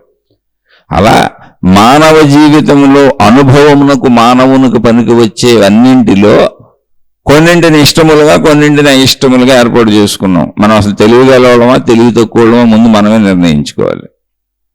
ఎందుకని అన్ని పనికొచ్చాయి. జ్ఞానం అంటే అది. నువ్వు తినటానికి పనికొచ్చేవి 1000 రకాల పదార్థాలు భూమి మీద ఉన్నాయి అనుకుందాం. అంటే ప్రకృతి సమకూర్చి పెట్టింది 1000 రకాలు నువ్వు తినొచ్చు అని, నువ్వు బ్రతకడానికి అవి అవసరము అని. అందులో ఆ 1000 రకాల్లో నేను కొన్ని నాకు అయిష్టత ఏర్పరుచుకున్నా. అంటే 1000 రకాల్లో సగం అయిష్టతలు, సగం ఇష్టతలు ఏర్పరుచుకున్నా. ఆ అయిష్టతలు వచ్చినప్పుడు దుఃఖపడుతున్నా, ఇష్టతలు వచ్చినప్పుడు ఆనందపడుతున్నా. ఇది నేను స్వీకరిస్తున్న భావము, ఆలోచన నేను అలా స్వీకరిస్తున్నా. ఇంతకీ అసలు అక్కడ సుఖము లేదు, దుఃఖము లేదు, బాధ లేదు, ఆనందము లేదు. ఎందుకని? ఇష్టతలు కాదు, 1000 రకములు తినదగినవే, నీకు పనికొచ్చేవే, నీ శరీరాన్ని పెంచి పోషించేవే. ఇష్టముల వలన ఇంకా నీ శరీరమునకు కొన్నింటిని అయిష్టములను వదిలివేయడం వల్ల నీ శరీరమునకు పనికి వచ్చేటువంటి అనేక రకములైనటువంటి విటమిన్లు, మినరల్స్, ఖనిజములు, ఇలా అనేక రకమైనటువంటి శక్తులు, శరీర ఉపయోగానికి పనికి వచ్చేటువంటి వివిధ శక్తుల్ని కోల్పోతున్నాం అయిష్టతతో. తినవచ్చు అన్నవన్నీ నువ్వు తిన్నప్పుడు అసలు ఇష్టముల ప్రసక్తి ఉంది. ఏదొచ్చినా అది నీ శరీరానికి ఉపయోగపడేదే. తినదగినవే తింటావు, అసలు తినకూడని వాటి జోలికి వెళ్ళటం లిస్టులో తీసుకోవాలి మనమై. కాబట్టి సుఖ దుఃఖములు స్వయముగా మనం ఏర్పాటు చేసుకున్నవి. ఆ భావాల ఆలోచనలు వచ్చినప్పుడు, ఇప్పుడు తినకూడనిది నేను అయిష్టమనే భావాన్ని ఏర్పరచుకున్న ఆలోచన వచ్చినప్పుడు వస్తువు అక్కర్లేదు, విషయం అక్కర్లేదు, ఇప్పుడు నేను తింటలేదు, కానీ అయిష్ట భావన నా లోపల స్పందించేసుకుంటుంది. నేను దాన్ని స్వీకరిస్తున్నాను లోపల. ఎందుకు స్వీకరిస్తున్నావు అంటే భవిష్యత్తులోకి ప్రయాణించటము, గతములోకి ప్రయాణించటము అలవాటుగా చేసుకున్నా. అదేంటి గతంలోకి ఎందుకు వెళ్తున్నావు అసలు? ఇది ఎవరికి వాళ్ళు ఆలోచించుకోవాలి. జ్ఞానమా ఆధ్యాత్మిక చదువు అంటే ఇంతే, ఇదే ఆధ్యాత్మికత. చదువు ఇది. వాస్తవంలో సత్యముగా ఉండు. సత్యం అంటే ఏంటి? గతం అయిపోయింది, ఇప్పుడు ఎందుకు? గతంతో పనేం లేదు. ఒకవేళ గతంతో పని ఉంది అంటే గతాన్ని అనుభవంగా తీసుకో, అంతే. జస్ట్ అంతవరకే, అంతే తప్ప గతంలోకి ప్రయాణించి ఇప్పుడు మళ్ళీ నాకు జరిగిపోద్దేమో, భవిష్యత్తులోకి ప్రయాణించి అలా జరగకూడదు ఇలా జరగాలి అని ఊహించుకోవడం అవన్నీ ఉండవు కదా. భవిష్యత్తులోకి ఇప్పుడు వెళ్ళలేము, గతంలో వెనక్కి వెళ్ళి సరి చేయలేము, మార్చలేము, గతాన్ని మార్చలేము. అంటే మళ్ళీ రాదు అసలు, ఎప్పుడు ఉన్నది ఇప్పుడే. కాబట్టి ఎందుకు స్వీకరిస్తున్నావు, ఇప్పుడు ఏం చేస్తున్నావో అందులోనే ఉండాలని నీకు నువ్వు చెప్పుకోవడమే ఏకాగ్రత, సంపూర్ణత. ఏకాగ్రత అనే దానికి టెక్నిక్లు ఏం లేవు. లేదు ఒకదాని బదులు ఇంకోటి చేయమన్నారు అనుకోండి, ఇప్పుడు సాధనలన్నీ అలాంటివే, సాధనా మార్గాలన్నీ అలాంటివి. అంటే సిగరెట్ బదులు ఒక్కపొడి తినమన్నారు, ఒక్కపొడి అలవాటు అయింది, రోజుకి 20-30 ప్యాకెట్లు ఒక్కపొడి తినేస్తున్నాడు ఆయన. ఒక్కపొడి బదులు టీ కాఫీలు తాగమన్నారు, ఇప్పుడు ఒక్కపొడి మానేసి రోజుకి 20-30 టీ కాఫీలు తాగుతున్నాడు. అయ్యే ప్రమాదం అవుతున్నాయి ఆయనకి. దాని బదులు ఇంకోటి చెబుతారు. ఒకదాని నదులు ఒకటి చేయటం కాదు, విషయాన్ని అర్థం చేసుకోవటం అంతే. ధ్యానము అంటే ఏంటో తెలుసా? ప్రశాంతంగా ఏమీ చేయకుండా కూర్చోవటం అంతే. నేను అలా కూర్చుందాం అనుకుంటున్నానండి, కానీ నాకు ఆలోచనలు అడ్డం పడుతున్నాయి అంటున్నారు. ఆలోచనలు అడ్డము పడటము లేదు, ఆలోచనలు వస్తున్నాయి అంతే. వాటిని మీరు స్వీకరిస్తున్నారు, మీరు స్వీకరించకూడదు. అంటే ఇది ఎలా చెప్పాలి మీకు దీన్ని అంటే, స్వీకరిస్తున్నామన్నప్పుడు ఒకసారి మీరు గుర్తు చేసుకోండి. పాము అన్నప్పుడు పాముకు సంబంధించిన భావాలన్నీ వచ్చేస్తున్నాయి. అసలు పాము అక్కడ లేదు, మనం ఇంట్లో ఉన్నాం, బెడ్రూమ్లో ఉన్నాం, ఎప్పుడో చూసిన పాము గుర్తొచ్చింది ఊరికనే. ఇప్పుడు ఏమైపోయింది? మంచం కింద దూరిపోయిందా, మంచాల కింద ఉందా, బీరువాల కింద ఉందా, బాబు ఎక్కడన్నా దాక్కొని ఉందా, పిల్లలు ఉన్నారు, నేనున్నాను, ఎలా అని కాళ్ళన్నీ పైన పెట్టు కూర్చున్నాం. అంటే ఇది రియల్గా జరిగింది మా ఇంట్లో. మా ఇంట్లో రియల్గా జరిగిందే చెబుతున్నా. మేము సుమారుగా ఒకే ప్రాంతంలో 20-25 సంవత్సరాల నుంచి ఉంటున్నాం. ఒక సందర్భంలో నైట్ నేను బయటకు వెళ్ళడానికి మా ఇంట్లోంచి బయటకు వచ్చి, నా స్కూటర్ కొంచెం దూరంగా ఉంది. ఇప్పుడు నేను చెబుతున్నది 25 ఏళ్ల కిందటి విషయం. ఆ స్కూటర్ తీసుకోవడానికి మా ఇంటి నుంచి మా పక్కింట్లో, ఆ పక్కిళ్ళు కూడా మాదే, అక్కడ పెట్టాను స్కూటరు. మా ఇంట్లోంచి అక్కడికి పక్కింటికి వెళ్ళి స్కూటర్ తీసుకోవడానికి వెళుతున్నా, నైట్ అది. ఆ పక్కింట్లోకి వెళ్ళేటప్పుడు లైట్ స్విచ్ అక్కడ ఉంటుంది, ఆ ఇంట్లో బయట ఉంటుంది, అక్కడికి వెళ్ళి వేసుకోవాలి. ఇప్పుడు నేను వెళ్ళే మార్గంలో లైట్ స్విచ్లు వేస్తున్నాయి, కరెంట్ ఉంది, కానీ పక్కింట్లో గోడ అడ్డం ఉంది, గేటు తీసుకెళ్తున్నాయి. కాలు వేయిపోయి వెనక్కి వచ్చి ఆగిపోయాను. నా వెనక నా భార్య నన్ను పంపుదామని వస్తున్నారు ఆవిడ. నన్ను పంపి తర్వాత ఇంట్లోకి వెళ్దామని నేను వెనక్కి అలా కాలు వేయిపోయి వెనక్కి ఆగాను. నేను కాళ్ళు అలా గాలిలోనే పెట్టి వెనక్కి వచ్చాను, మళ్ళీ ఒక స్టెప్ వెనక్కి వేసాను. నడుచుకుంటూ వస్తున్న నా భార్య నన్ను వెనక నుంచి గుద్దుకున్నారు. గుద్దుకుని ఏంటి ఏమైంది అన్నారు. అటువైపు పాము ఉంది అన్నాను. అదంతా గాఢాంధకారం, చీకటిగా ఉంది. అంటే నేను కాలేస్తే పాము మీద వేసేవాడిని. అటువైపు పాము ఉంది అన్నాను, అందుకని ఆగాను అన్నాను. పాము ఉందని మీకు ఎలా తెలుసు, చీకటిగా ఉందిగా అన్నారు. కనపట్ల, లేదు పాము ఉంది అన్నాను. అలా ఒక అర నిమిషం ఆగాను. చిన్న శబ్దంతో అటు కదులుతూ వెళ్ళిపోయినట్టు తెలిసింది. సరే, ఈ లోపల లైట్ వేసుకొని అటువైపు వెళ్ళి అక్కడ లైట్ స్విచ్లన్నీ వేసి చూశాను. చాలా పెద్ద పాము గోడెక్కి అటువైపు వెళ్ళదామని ట్రై చేస్తుంది, వెళ్ళలేకపోతుంది. పాము మేము ఎదురు అయిపోయాం. ఇల్లు అయితే పెద్ద ప్రదేశం, ఇల్లు, దానికి వెళ్ళడానికి దారి దొరకట్లేదు. ఎందుకంటే అది వెళ్ళే దారి వైపు, గేటు వైపు మేమున్నాం. అందుకని అటువైపు వెనక గోడలు ఎక్కేద్దామని ట్రై చేస్తుంది, అది ఎక్కలేకపోతుంది. అది చూసి నా భార్య ఆశ్చర్యపోయింది. అయ్యో బాబోయ్, ఇంత పాము నా జీవితంలో చూడలేదు నేను. సర్లే, అదేమీ చేయదు, కాసేపుడు దాని దారిని అది పోద్దలే, ఇప్పుడు రాత్రిపూట దాన్ని చంపాలన్నా కూడా మన వల్ల కాదు, వదిలేసేదాన్ని, నువ్వు వెళ్ళిపోయి ఇంట్లోకి అని నేను స్కూటర్ తీసుకెళ్ళిపోయాను. అసలు అది భయపడి పారిపోతుంది. సరే, ఇది అయిపోయింది. మేము ఉంటుంది ఆ పావున్న ఇంట్లో కాదు, అసలు పక్కింట్లో ఉంటున్నాం. నా భార్య ఒక వారం 15 రోజులు మంచం కింద కాళ్ళు కూడా పెట్టలేదు, పైన పెట్టుకున్నాం పడుకునేటప్పుడు కూడా, పాము ఎక్కడన్నా ఉందేమో అని. అంటే మన మనసుని ఒక భయభ్రాంతులకి గురి చేస్తాం. ఎందుకంటే అది నిజంగా నాకు కూడా అంత భయం వేసింది. భయం ఏమి వేయకపోలేదు, నాకు ఇప్పుడు కూడా భయం ఉంటుంది పాము అంటే. కానీ ఒక విచక్షణ పనిచేయాలి. ఏంటి? పాము ఉండే ప్రదేశం ఏంటని. నేను నా ఇంట్లో, నా ఇంటి లోపల మంచం మీద ఉండి అది ఎప్పుడో 10 రోజుల తర్వాత గుర్తొస్తే, ఒక ఆలోచనగా గుర్తొస్తే, ఇప్పుడు ఎక్కడెక్కడో ఉండిపోయినట్టు అది నన్ను తరుగుతున్నట్టు ఊహించుకుంటే అది నా పిచ్చి తప్పే ఉంది. ఇవే మానసిక వ్యాధులు. అలా పావనే కాదు, అన్ని ఆలోచనలు. ఇప్పుడు నేను ధ్యానంలో కూర్చున్నా, అనేక ఆలోచనలు వస్తున్నాయి. ఆలోచనలు రావాలి. ఎందుకని? ధ్యానంలో నేను కూర్చున్నాననేది కూడా ఆలోచనలో భాగమే. ఆలోచనలు ఒకటి ఆపి ఒకటి ఆపకపోవడం కుదరదు. ఆలోచనలు అనేవి సముద్ర తరంగాల వల్ల కంటిన్యూటీ వస్తూ ఉంటాయి. ఎందుకని? నీకు ఏ ఆలోచన అవసరమో తెలియదు. ఇప్పుడు ఆలోచనలు వాటంతట అవే ఆగిపోతాయి. నువ్వు ప్రయత్నించక్కర్లా, నిద్రలో అవే ఆగిపోతున్నాయి. సృష్టి అలా ఏర్పాటు చేసింది. మెలకువలో ఆలోచనలు కావాలి. కాబట్టి నీకు ఏ ఆలోచన కావాలో తెలియదు. ఇక్కడ లక్షల కోట్ల ఆలోచనలు ఉన్నాయి, అన్నీ అలా కదులుతూ వస్తూ ఉంటాయి. అలా వచ్చినప్పుడు నేనన్న ఆలోచన వచ్చినప్పుడు నన్ను గుర్తించా, నా వాళ్ళన్న ఆలోచనలు వస్తే వాళ్ళని గుర్తించగలుగుతున్నా. ఇప్పుడు నేను నా కంటితో ఎదురుగా నా భార్యను చూసినప్పుడు లోపల నా ఆలోచన నా భార్య అని ఆ దృశ్యాన్ని, రూపాన్ని పోల్చుకొని అవును అంటేనే నేను ఏకీభవిస్తాను. అయితే ఇదంతా సెకండ్లో 1000వ వంతులో కాంతి వేగం కంటే స్పీడ్గా జరిగిపోద్ది. లోపల అసలు గుర్తించేంత సమయం ఉండదు అక్కడ, అంత స్పీడ్గా జరిగిపోతుంది. అలా ఆలోచనలు వస్తూనే ఉంటాయి. ఆలోచనలు ఆగవో ఆగకూడదు. ఎందుకంటే ధ్యానం కూడా ఆలోచనే, ప్రశాంతత కూడా ఆలోచనే, మనం విశ్రాంతిగా ఉండటం కూడా ఆలోచనే. ఆలోచన లేని స్థితి ఒక్కటే నిద్ర. మిగిలినవన్నీ ఆలోచన స్థితులే. ఎందుకని? ప్రశాంతతను ఐడెంటిఫై చేయటం కూడా ఆలోచనే. నేను ప్రశాంతంగా ఉన్నానని చెబుతుంది ఎవరు? ఆలోచనే. నేను హాయిగా ఉన్నానని చెబుతుంది ఎవరు? ఆలోచనే. నేను విశ్రాంతిగా ఉన్నానని చెబుతుంది ఎవరు? ఆలోచనే. నేను ఆనందంగా ఉన్నానని చెబుతుంది ఎవరు? ఆలోచనే. ఆ ఆలోచనలు మనకు ఇబ్బంది కలిగించట్లే. అది అసలు విషయం. అక్కడ ఇబ్బంది కలిగించే ఆలోచనలు ఏంటంటే బాధలు, దుఃఖాలు, కష్టాలు, భయాలు. ఇవి వచ్చినప్పుడు, లేదా కోరికలు.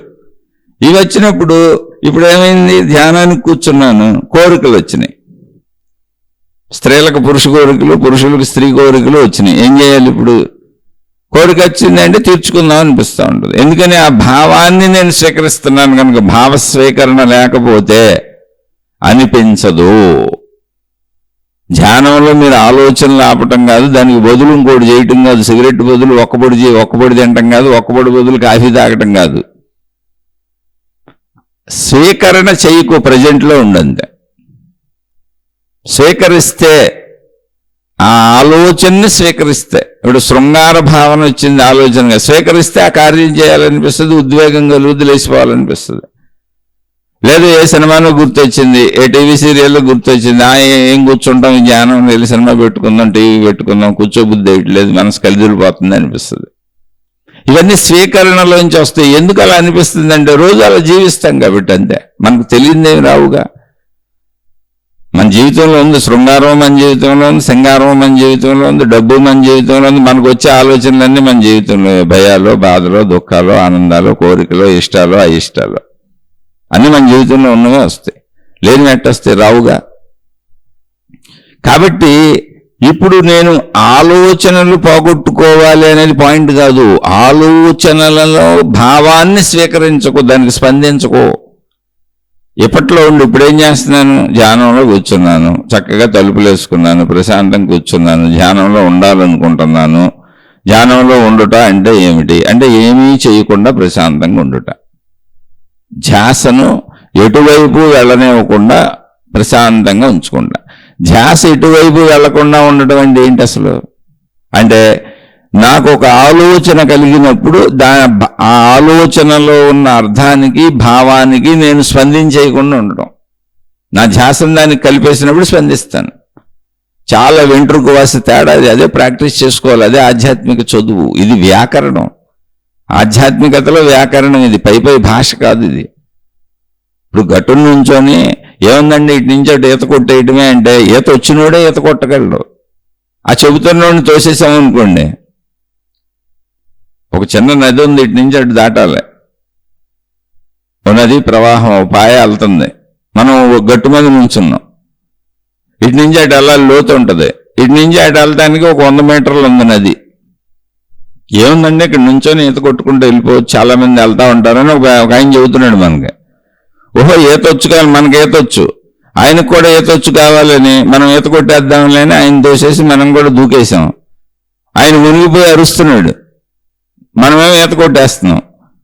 గబగబా వెళ్ళి ఆయన పట్టుకొని లేపాం, మనకి ఈత వచ్చు కాబట్టి కొంచెం నన్ను పట్టుకోమన్నాం. ఏంటండి అన్నాం, నాకు ఈత రాదండి అన్నాడు.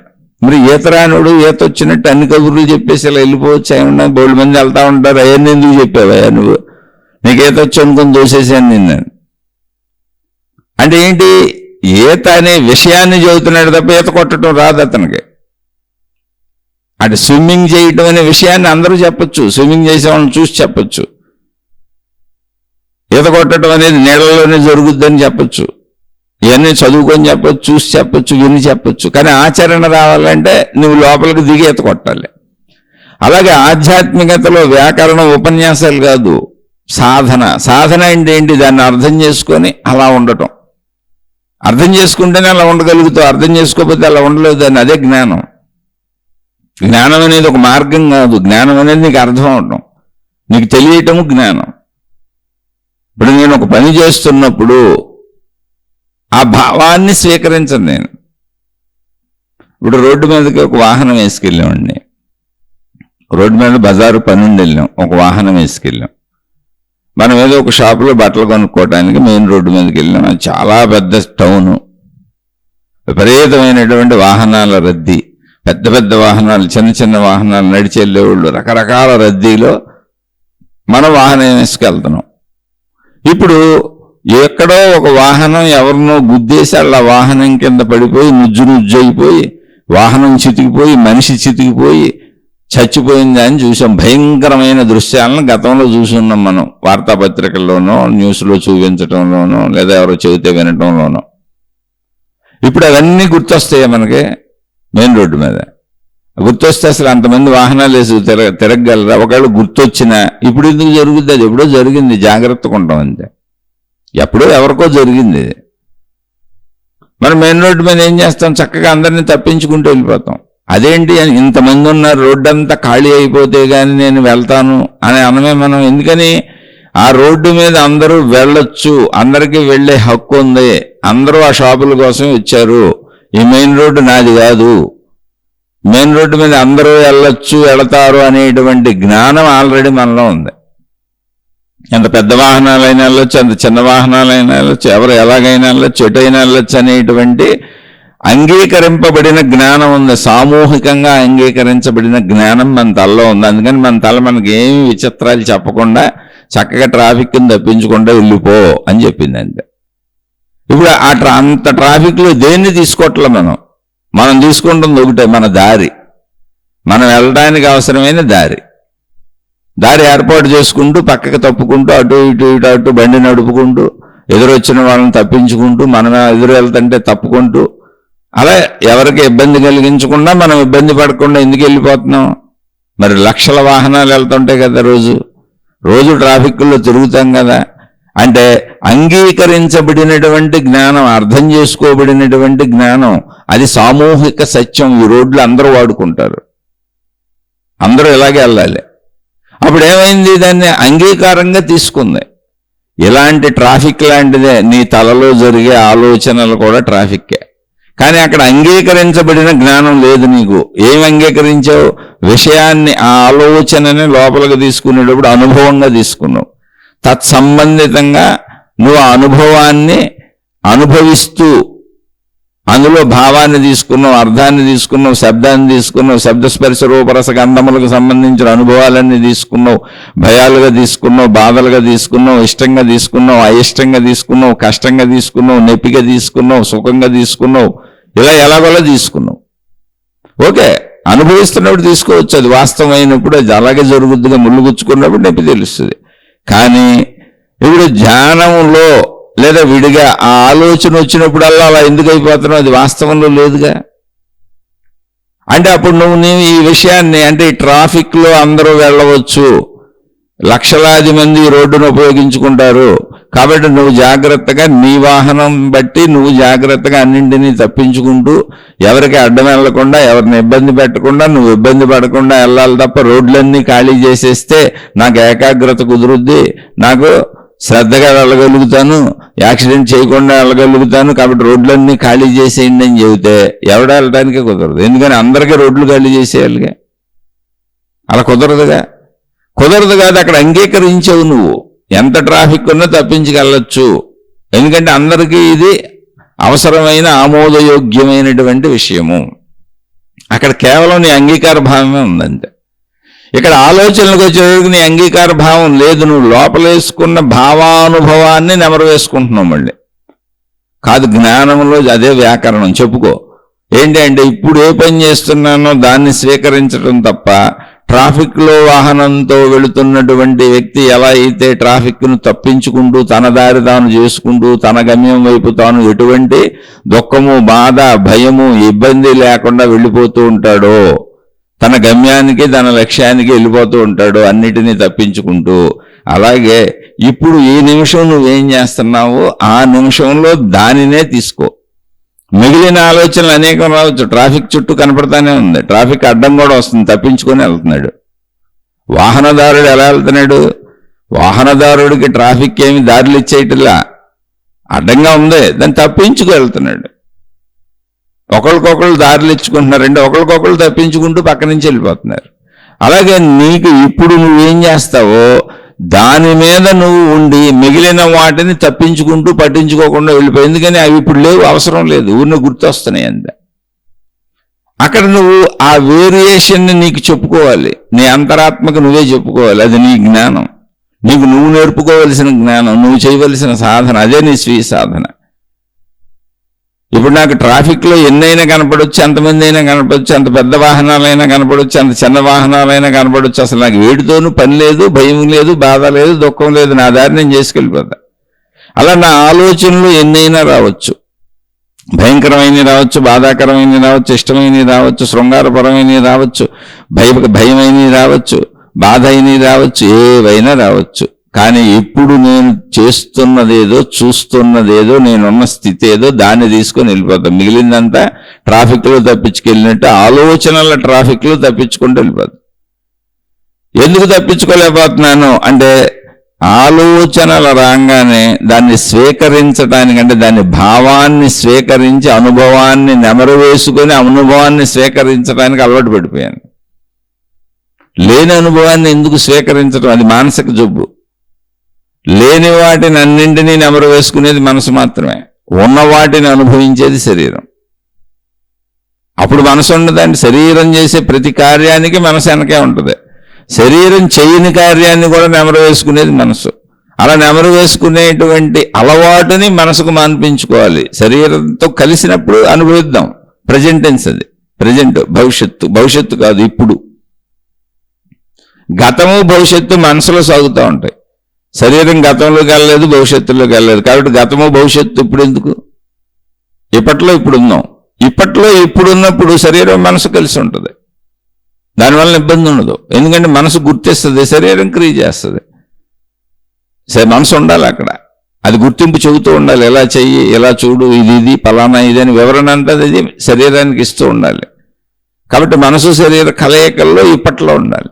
దీన్ని మనం అలవాటు చేసుకోవాలి. అలా ఆలోచన వచ్చినప్పుడు అది చెప్పుకోవాలి, ఎందుకు అనవసరపు ఆలోచన చేస్తున్నాను నేనని. ఇది ఎలాంటిది అంటే ట్రాఫిక్లో వాహన ప్రయాణం లాంటిది.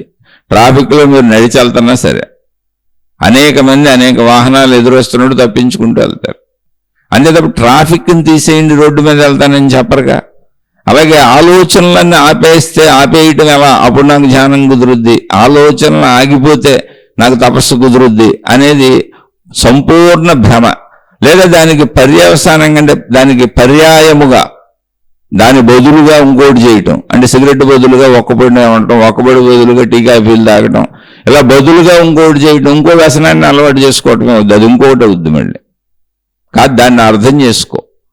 ఏంటి అర్థం చేసుకోవటం అంటే, ఇది చేస్తున్నప్పుడు దీంతోనే ఉంటాను, మిగిలినవి అనేకం కనపడొచ్చు, వినపడొచ్చు, ట్రాఫిక్లో బోర్డు తగులుతాయి, కానీ వాటితో నాకు పని లేదు. నా దానికి నేను దారి చేసుకుంటూ వెళ్ళిపోతాను. నేను ఏ షాప్కి వెళ్ళాలో ఆ షాపుకి దారి చేసుకుంటూ వెళ్ళిపోతా వాస్తవంలో.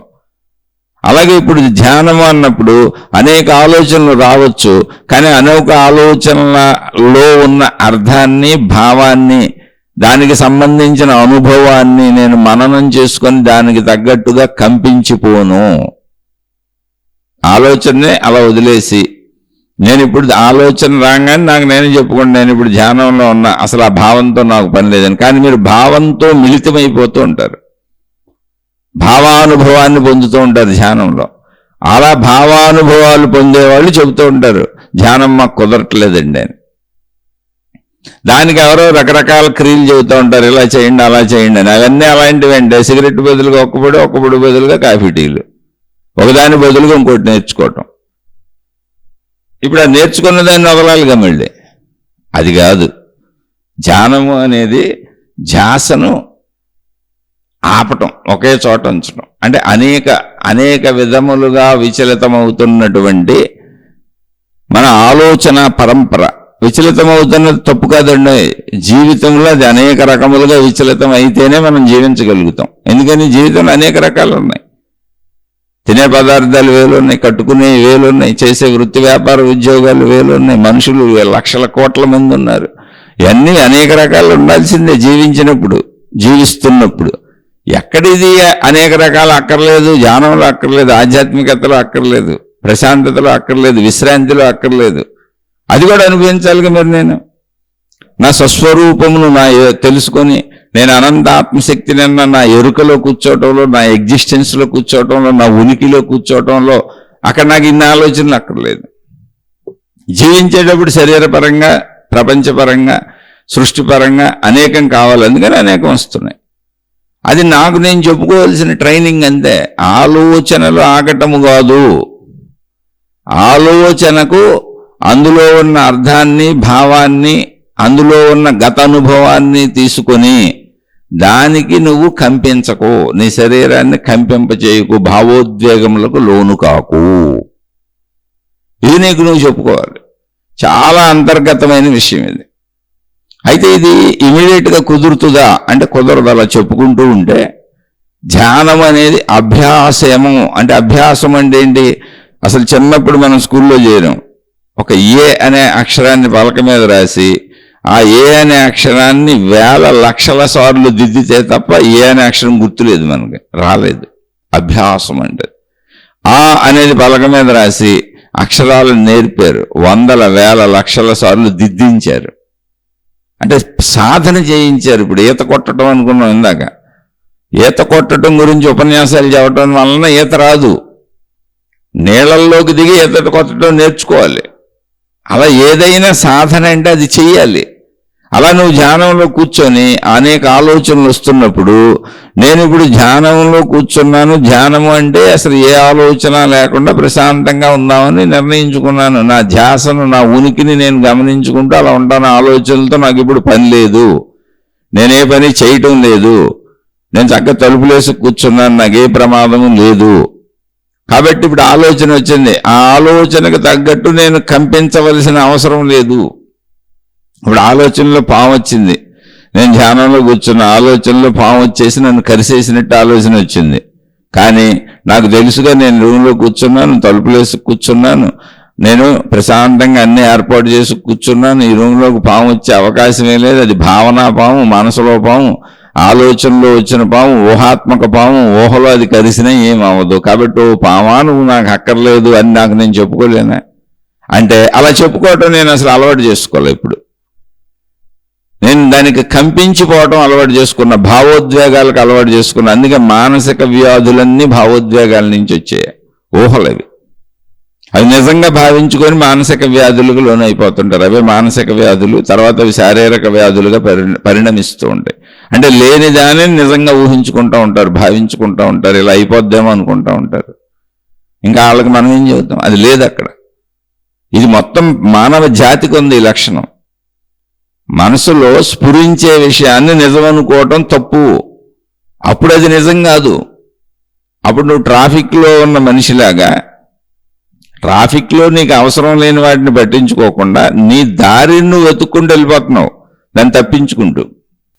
అలా ధ్యానములో గాని, తపస్సులో గాని, సాధనల్లో గాని, ఆధ్యాత్మికతలో గాని ఎక్కడైనా నీ ఉనికి, నీ ఎగ్జిస్టెన్స్ నువ్వు గమనిస్తూ సాగుతున్న ఆత్మజ్ఞాన మార్గంలో, ఆత్మజ్ఞాన సాధనలలో నువ్వు ఏది చేసుకుంటున్నా అలా విశ్రాంతిగా కూర్చున్నప్పుడు ట్రాఫిక్ లో మనుషుల వలె, వాహనాల వలె అనేక రకమైన ఆలోచనలు ట్రాఫిక్ గా వస్తూ ఉంటాయి.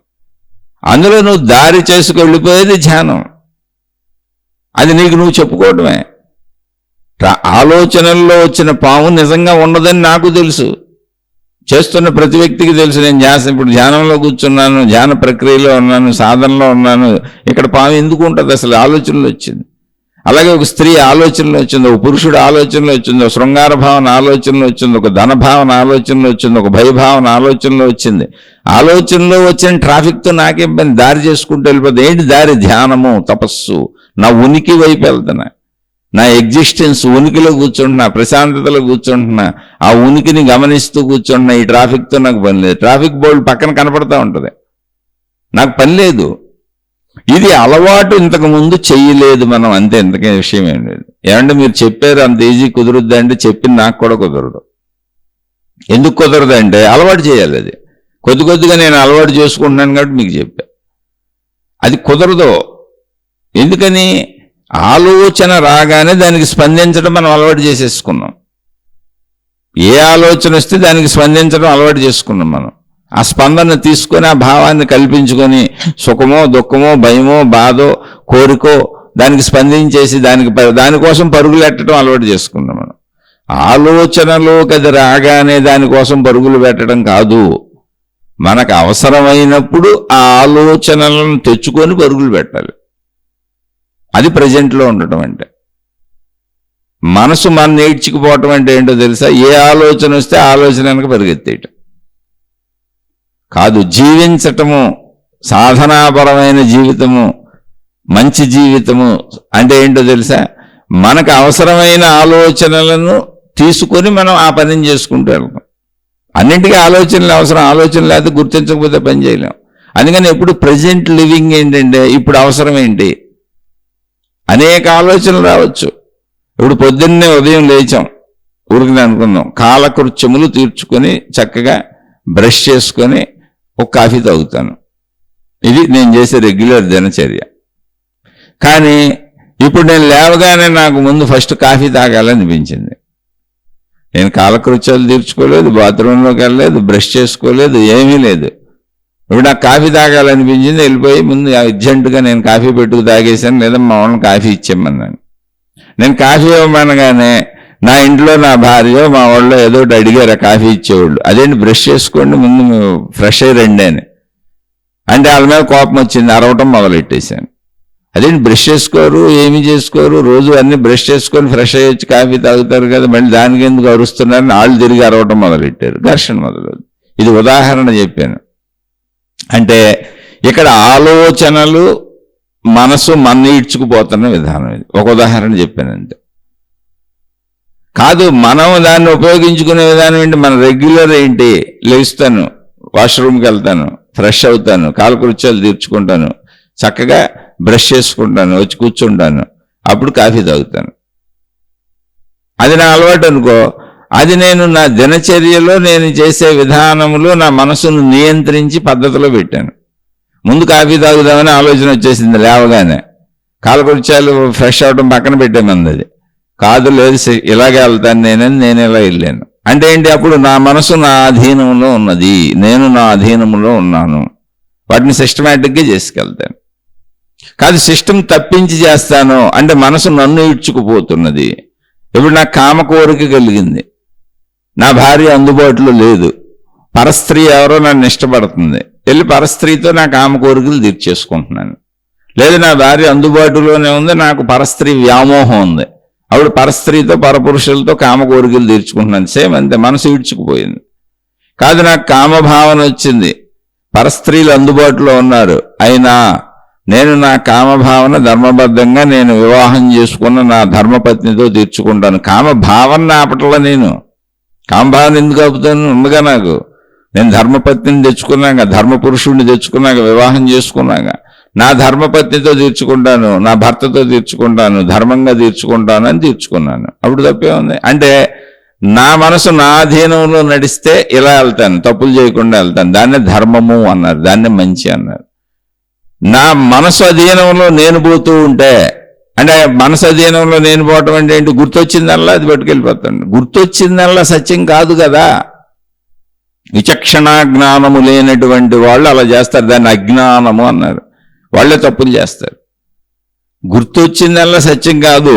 సత్యాన్ని నువ్వు గుర్తు తెచ్చుకు చేసుకోవాలి. సత్యానికి ఆలోచనను ఉపయోగించుకోవాలి. సత్యానికి నీ మనసును ఉపయోగించుకోవాలి. ధర్మాచరణకి నీ మనసుని, ఆలోచనల్ని, జ్ఞాపకాలని, భావాలను ఉపయోగించుకోవాలి. అంతే తప్ప గుర్తొచ్చినాయి కనుక గుర్తొచ్చిన వాటిని పట్టుకెళ్ళిపోతానంటే అధర్మం, అన్యాయం, అక్రమం, భయం, ఆదుర్ద, కంగారు, మానసిక వ్యాధులు, శారీరక వ్యాధులు వైపు వెళ్ళిపోతావు. అది ప్రాబ్లం ఇక్కడ. వృత్తి, వ్యాపార, ఉద్యోగాలు, నాకు ఇప్పుడు డబ్బు మీద ఆశ వచ్చింది, డబ్బు సంపాదించాలనిపించింది, డబ్బు కావాలనిపించింది, బతకాలంటే డబ్బు అవసరం కదా అనిపించింది. ధర్మబద్ధంగా వృత్తి, వ్యాపార, ఉద్యోగాలు చేసుకుంటాను, సంపాదించుకుంటాను. కాదు, నాకు డబ్బే, మిగిలిన ఆలోచనలు నాకు అనిపించట్లేదు. ఇప్పుడు ఎలా దొరికితే అలా దొంగతనం చేస్తాను, మోసం చేస్తాను, అన్యాయం చేస్తాను, కుట్రలు చేస్తాను, కుతంత్రాలు చేస్తాను. ఎందుకని? ప్రాముఖ్యత డబ్బుకే తప్ప ఎలా చేస్తున్నాను అన్నది కాదు. డబ్బు ద్వారా వచ్చే అనుభవాలు, సుఖాలు, భోగాలు కావాలి నాకు. అంటే మనసు నన్ను ఈడ్చుకుపోతుంది. అప్పుడు నేను అన్ని తప్పుడు మార్గాల్లో పోతాను. మనసు నన్ను ఈడ్చుకుపోయిన విషయాలు అవే, చేసే పనులు అవే, కానీ తప్పు మార్గాల్లో చేస్తాను. అప్పుడు ఆలోచనలే కావాలి, భావాలే కావాలి, అన్నిటికీ అవే అనుభవాలు, అవి కావాల్సిందే. మనసు నా అధీనంలో నడిచిన వృత్తి, వ్యాపార, ఉద్యోగాలు చేసి ధర్మపరంగా సంపాదించి, ధర్మపరంగా డబ్బు తెచ్చుకొని, ధర్మపరంగా వస్తువులు కొనుక్కొని, ధర్మపరంగా అనుభవించిన అప్పుడు ఆలోచనలే, అప్పుడు విషయాలే, అప్పుడు భావాలే, అప్పుడు జ్ఞాపకాలే. కానీ నేను ఆలోచనలను, అంటే ఆలోచనల సమూహం మనసు, ఆలోచనలను, మనస్సుని ప్రస్తుతానికి అనుగుణంగా నడుపుకుంటున్నాను. ఇప్పుడున్న ధర్మ పరిస్థితులకు అనుగుణంగా, ఇప్పుడు ఈ నిమిషం, ఈ సెకండ్ ఏం చేస్తున్నాను దానికి అనుగుణంగా నడుపుకుంటున్నాను. అప్పుడు కూడా నాకు ఆలోచనే కావాలి, అప్పుడు కూడా భావమే కావాలి, అప్పుడు కూడా అనుభవమే కావాలి, అప్పుడు కూడా పాత గుర్తింపు నాకు జ్ఞాపకం రావాలి. కానీ ఇప్పుడు పరిస్థితికి దాన్ని తీసుకెళ్తున్నాను. అంటే మనసు నా అధీనములో నడుస్తున్నది.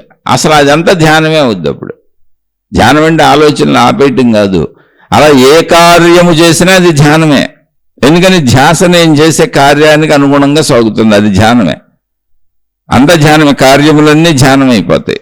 అదంతా ధర్మ కార్యములు అయిపోతాయి, మంచి కార్యములు అయిపోతాయి. మంచి అంటే అది. ఇది ఆధ్యాత్మికతలో గ్రామర్. గ్రామర్ అంటే ఏంటి? గ్రామర్ అంటే నువ్వు అభ్యాసము చేయవలసిన సాధన. సాధన అంటే ఇది. అంతే తప్ప సిగరెట్ బదులు ఒక్కబడి తినటం సాధన, ఒక్కబడి బదులు కాఫీ టీలు తాగటం సాధన కాదు. నువ్వు సిగరెట్ అయితే మానేసావు కదా, అయిందా లేదా మేము చెప్పిన దాని వలన అన్నారు. కాదు బాబు, నువ్వు నాకు ఒక్కబడి అలవాటు చేసావు.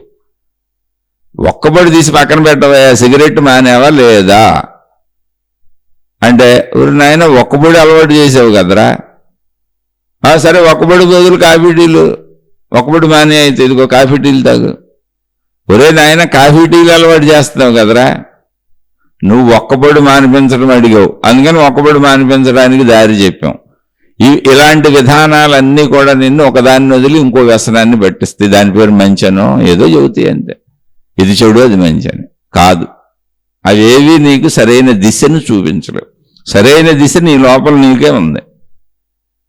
బాహ్యతంతుతో పని లేదు, దాన్ని అర్థం చేసుకోవటమే.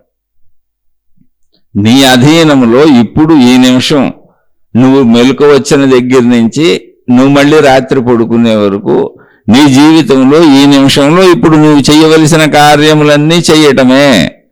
దానికి మనసును ఉపయోగించుకో, దానికి ఆలోచనను ఉపయోగించుకో, దానికి జ్ఞాపకాన్ని ఉపయోగించుకో, దానికి భావాన్ని ఉపయోగించుకో, దాంతో కలిసి సాగు. దానికి అవన్నీ కావలసిందే. అది ధర్మము, మంచిగా వెళ్తుంది. అలా కాకుండా గుర్తొచ్చిన వాటికి, అనుభవాలు గుర్తొచ్చిన వాటికి, ఆలోచనలు గుర్తొచ్చిన వాటికి అనుగుణంగా శరీరాన్ని కదుపుకుంటూ వెళ్ళిపోతానంటే మనసు నిన్ను ఇడ్చుకుంటూ వెళ్ళిపోతుంది. అప్పుడు అధర్మము, అన్యాయము, అజ్ఞానము ఉంటుంది. అన్ని చెడులే జరుగుతాయి. అక్కడి నుంచి మన జీవితం కూడా పడైపోద్ది. మానసిక జబ్బులు, శారీరక వ్యాధులు వస్తాయి, ఊహలు పెరిగిపోతాయి, భయాలు పెరిగిపోతాయి, బాధలు పెరిగిపోతాయి, కష్టాలు పెరిగిపోతాయి, కన్నీళ్లు పెరిగిపోతాయి. అంటే వాస్తవికతను తెలుసుకో. ఏంటి వాస్తవికత? ఏమీ లేదు. గుర్తొచ్చిందంతా సత్యం కాదు. ఇప్పుడు చేయవలసినటువంటి సత్య ప్రక్రియకి విషయాలను గుర్తు చేసుకో. నువ్వు గుర్తు చేసుకోవక్కర్లే. ఇప్పుడు ఈ ప్రక్రియలో ఇప్పుడు ఈ నిమిషం ఏం అవసరం అనుకుంటే నీకు ఎదురుగా నీకు అవన్నీ నీ లోపల టపటప ఆలోచనలు వచ్చేస్తాయి అంతే. అంతే తప్ప వచ్చిన ఆలోచనలు టపటపా వచ్చిన ఆలోచనలల్లా పట్టుకునేను పరిగెత్తాలి అనేటువంటి భావన తీసేయి. నీకు నువ్వు ట్రైనింగ్ ఇచ్చుకోవటం ఇదే సాధన, అంతేం లేదు అక్కడ. ఎందుకని అది అసత్యం. గుర్తొచ్చిన ఆలోచనల్లా నేను చేసేయాలనేది అసత్యం. నేను చెయ్యాల్సిన చోట అవసరమైన ఆలోచనలు గుర్తు రావాలనేది సత్యం. ఆ సత్యతలో జీవించడమే మంచి ధర్మము. ఇది నీ లోపల జరిగేది కదా, దీనికి బయట ఎవరేం చేస్తారు? అసలు బయట పనే ఉంది. సిగరెట్ల బదులుగా ఒక్కబడి ఎందుకు, ఒక్కబడి బదులుగా టీ కాఫీలు ఎందుకు? మళ్ళీ టీ కాఫీలు మానడానికి బబుల్ గమ్ములు తింటాం, బబుల్ గమ్ములు మానడానికి ఇంకోటి తింటాం. ఇంకెప్పుడు గింతేనా? ఒకదాన్ని వదిలి ఒకటి పట్టుకుంటూ పోతా ఉంటావా? అవన్నీ వ్యసనాలకి కూర్చుంటాయి మళ్ళీ. అలా ఆధ్యాత్మికంలో అయినా, భక్తిలో అయినా, కర్మలో అయినా, మతాల్లో అయినా, మార్గాల్లో అయినా, గురువుల దగ్గరైనా ఏది వెళ్ళినా ఒకదాని బదులు ఒకటి పట్టుకుంటున్నావు అంతే. మళ్ళీ దాన్ని వదిలించుకోలేవు. అదే సత్యమైన అందరితో గొడవలు మొదలెడతావు. మళ్ళీ అక్కడ మహిమలు మాయలు అద్భుతాలు కల్పనలు మనసుతో ఇక్కడ పాము భయం, లేని పాముతో భయాలు ఎలా ఏర్పరుచుకున్నావో, లేని చోట ఇష్టాలు ఎలా ఏర్పరుచుకున్నావో, లేని చోట సుఖదుఖాలు ఎలా ఏర్పరుచుకున్నావో, అక్కడికి వెళ్ళి మహిమలు మాయలు అద్భుతాలు మనసుతో ఏర్పరుచుకుంటావు అంతే. అంతకంటే జరిగేది ఏమి లేదు అక్కడ, ఒరిగేది ఏమీ లేదు. మనోభ్రాంతులు ఇవన్నీ. కానీ మొత్తం సత్యం నీ లోపలే ఉంది. చాలా సింపుల్ సత్యం ఏంటంటే ఇప్పుడు నేను మీతో మాట్లాడుతున్నా. మీతో మాట్లాడుతున్నప్పుడు కూడా ఇప్పుడు ఈ విషయాలు నేను రికార్డ్ చేసి మీకు యూట్యూబ్లో పెడతా. అంటే మీతో మాట్లాడుతున్నా, మీరు వింటున్నారు. ఇలా మాట్లాడుతున్నప్పుడు కూడా నాకు అనేక విషయాలు లోపల గుర్తొస్తూ ఉంటాయి. చుట్టూ జరుగుతున్న శబ్దాలు వినపడుతూ ఉంటాయి. ఆ శబ్దాలకు అనుగుణంగా నా మనసు భావాలను తీసుకొస్తూ ఉంటుంది. కానీ వాటితో నాకు అనవసరం. ఇప్పుడు నేను మీతో మాట్లాడాలనుకుంటున్నా, మాట్లాడటానికి అవసరమైన విషయాలు బయటకు వస్తున్నాయి. అంటే ఏంటి? లోపల నాకున్నటువంటి జ్ఞాపకాల్లోంచి, భావాల్లోంచి ఆలోచన రూపంలో ఇప్పుడు మీకు చెప్పాల్సినటువంటివి ఆలోచనగా, భావంగా వచ్చి అవి మాటల రూపం ధరించి బయటకు వస్తున్నాయి. మిగిలినవి లేవనా? మిగిలిన వినపడతలేదనా? వినపడుతున్నాయి. మిగిలిన ఆలోచన రావట్లేదా? బయట శబ్దాలన్నీ వినపడుతున్నాయి, నా చుట్టూ జరిగే శబ్దాలు వినపడుతున్నాయి, తత్సంబంధిత భావాలు గుర్తుకొస్తున్నాయి. ఇంకా ఇతర అనేక ఆలోచనలు అక్కడక్కడ తగులుతున్నాయి, వస్తున్నాయి, గుర్తొస్తున్నాయి. కానీ ట్రాఫిక్లో తప్పించుకెళ్తున్నట్టు ఇప్పుడు నేను చేస్తున్న కార్యము, చేయవలసిన కార్యము మీకు ఈ విషయమును చెప్పుట. కనుక నేను ఆ వైపు ప్రయాణిస్తున్నాను కదా అని మిగిలిన ఎందుకు అన్నీ వస్తాయి. వాటిని వదిలేసుకుంటూ ట్రాఫిక్లో తప్పుకొని వచ్చినట్టు వస్తున్నాయి. వాటిని వదిలేకపోతే మీతో ఇది మాట్లాడలేను. అలాగే మీకు అనేక ఆలోచనలు వస్తూ ఉంటాయి, మీరు వింటూ ఉంటారు. చాలా మంది శ్రద్ధగా వినరు. కారణం ఏంటంటే వేరే ఆలోచనలోకి వెళ్ళిపోతారు, వేరే పనుల్లోకి వెళ్ళిపోతారు, వేరే భావాల్లోకి వెళ్ళిపోతారు. చాలా మాటలు మిస్ అయిపోతాయి. వింటున్న మాటలు అనేకం మిస్ అయిపోతాయి. కారణం ఏంటంటే నేను ఇప్పుడు దీని మీద శ్రద్ధ లేదు, ట్రాఫిక్లో పక్కాటిని పట్టించుకుంటున్నాను. ట్రాఫిక్లో పక్కాటిని పట్టించుకున్నప్పుడు నేను ఎవరినో గుద్దేస్తాను, ఎవరో నన్ను గుద్దేస్తాడు. అలా మీరు ఇప్పుడు మాటలు దాటి వెళ్ళిపోతాయి, చాలా వాక్యాలు దాటి వెళ్ళిపోతాయి. ఇంతకీ ఏం చెప్పాడు ఆయన, ఇందాక ఏం చెప్పాడు గుర్తుండదు. మళ్ళీ వెనక్కి వెళ్ళి వినాలి. కొంతమందికి వినటానికి ఓపిక కూడా ఉండదు, వదిలేసుకుంటూ పోతారు. కాదు, శ్రద్ధ అంటే ఏంటంటే ఇప్పుడు అనేక విషయాలు గుర్తొస్తున్నా, నేను వింటము అనే ప్రాసెస్ పెట్టుకున్నాను కనుక దీన్ని వింటాను అని నీకు నువ్వు చెప్పుకోవాలి. నేను చెప్పుకోకపోతే అసలు మీతో ఇది చెప్పలేనుగా. నేను కంటిన్యూటీ దీన్ని చెప్పటం కుదరదుగా. చెబుతున్నా అనేకం గుర్తొస్తాయిగా. అలా ఏదైనా ఇంతే. ఇది అంటే ఇప్పుడు ఏ కార్యము చేస్తున్నానో దానికి అవసరమైన ఆలోచనలు, దానికి అవసరమైన భావాలు, దానికి అవసరమైన జ్ఞాపకాలు, దానికి అవసరమైన సమస్తము స్వీకరిస్తాను. దానికి అవసరం లేని వాటిని స్వీకరించను, వదిలేస్తాను. అసలు ఆ భావ పరంపరలోకి వెళ్ళను. కానీ గుర్తొస్తుంది అది, నేను వెళ్ళను. నేను నాకు కావలసిన భావ పరంపరలో నడుచుకుంటూ వెళ్తాను. అది జీవితం. ఇప్పుడులో జీవించు, ప్రజెంట్లో జీవించు అని చెబుతారు. అది ఏకాగ్రత, అది శ్రద్ధ. అది ఏ కార్యం చేసిన ఏకాగ్రత అంటే ధ్యానంలో కూర్చొని ఆలోచనలు ఆగిపోవటం లేదు, ఖాళీగా బుర్ర ఉండటం లేదు అనుకోండి. బుర్ర ఎప్పుడూ ఖాళీగా ఉండదు, నిద్రలో తప్ప. అలాగే ధ్యానములో ఇలా ఉండాలి. ధ్యానం అంటే ధ్యాసను ఒక చోట నిలుపుట అని, ధ్యాస మీద కేంద్రీకరించబడిన దృష్టి. ధ్యాస అంటే ఏంటి? ఖాళీ, ఉనికి, అంతే, ఇంకేం లేదు. అది దాని గురించి అవగాహన చేసుకోవాలి ముందు. అక్కడ ఉనికిని అవగాహన చేసుకోవాలి. ఇప్పుడు నది అన్నప్పుడు నీళ్ల ప్రవాహాన్ని అవగాహన చేసుకున్నాం, అది ప్రవహించుకుంటూ వెళుతుందని అవగాహన చేసుకున్నాం. సూర్యుడు ఉన్నప్పుడు సూర్యుడిని చూసి వెలుగులు చిమ్ముతూ పగటిని అవగాహన చేసుకున్నాం. చీకటి అన్నప్పుడు రాత్రిని అవగాహన చేసుకున్నట్టుగా ధ్యానము అన్నప్పుడు ఒక ప్రశాంతతని, ఒక ఉనికిని, ఒక ఎగ్జిస్టెన్స్ని, ఒక స్వరూప స్వభావములు లేనటువంటి శబ్దస్పర్శ రూప రసగంధములు లేనటువంటి కేవలము ఉన్నానన్న ఉనికి మాత్రమే ధ్యానము, ధ్యాస అనేది అలవాటు చేసుకొని ఆ అలవాటుని మననం చేసుకుంటే అది కూడా ఆలోచనే. ఇప్పుడు అది కూడా ఆలోచనే, ఉనికి కూడా ఆలోచనే. సినిమాలో ఖాళీగా కనబడుతున్న తెల్లని తెర కూడా ఆలోచనే. ఒకటే తెర ఉంది, తెల్లగా ఉంది. సినిమా స్టార్ట్ అవ్వకముందు వెళ్ళి కూర్చున్నాం, ఏమీ లేదు. కానీ ఏమీ లేదు, అది తెర అనేది కూడా ఆలోచనే. అలాగే ఇక్కడ ఏమీ లేదు, ఉనికి అనేది కూడా ఆలోచనే. ఉనికి అనేది కూడా భావమే, ఉనికి అనేది కూడా గ్రహింపే, ఉనికి అనేది కూడా జ్ఞాపకమే. దాన్ని అలా లోపల ఇముడ్చుకో, ఆ ఉనికిలో కూర్చో. మిగిలిన ఆలోచనలు తెర మీద, సినిమా మీద పడుతున్నాయి, వస్తున్నాయి, బొమ్మలు ఆడుతున్నాయి. కానీ నేను తెరను చూసి ఉన్నాను కనుక ఇప్పుడు నాకు సినిమాతో పని లేదు, నేను తెరనే భావించుకుంటున్నాను అని కొంతకాలం సాధన చేయి. అంటే ఇప్పుడు నువ్వేం చేయదలిచావో ఆ క్రియకి సంబంధించిన భావజాలాన్ని బయటకు తెచ్చుకో, దృఢంగా బయటకు తెచ్చుకుని ప్రయత్నం చేయి. ఉనికికి సంబంధించిన, ఎగ్జిస్టెన్స్కి సంబంధించిన భావజాలాన్ని తెచ్చుకో. అది కూడా భావజాలమే, అది కూడా ఆలోచనే. అంతే తప్ప అది ఆలోచన కాకపోవటం కాదు.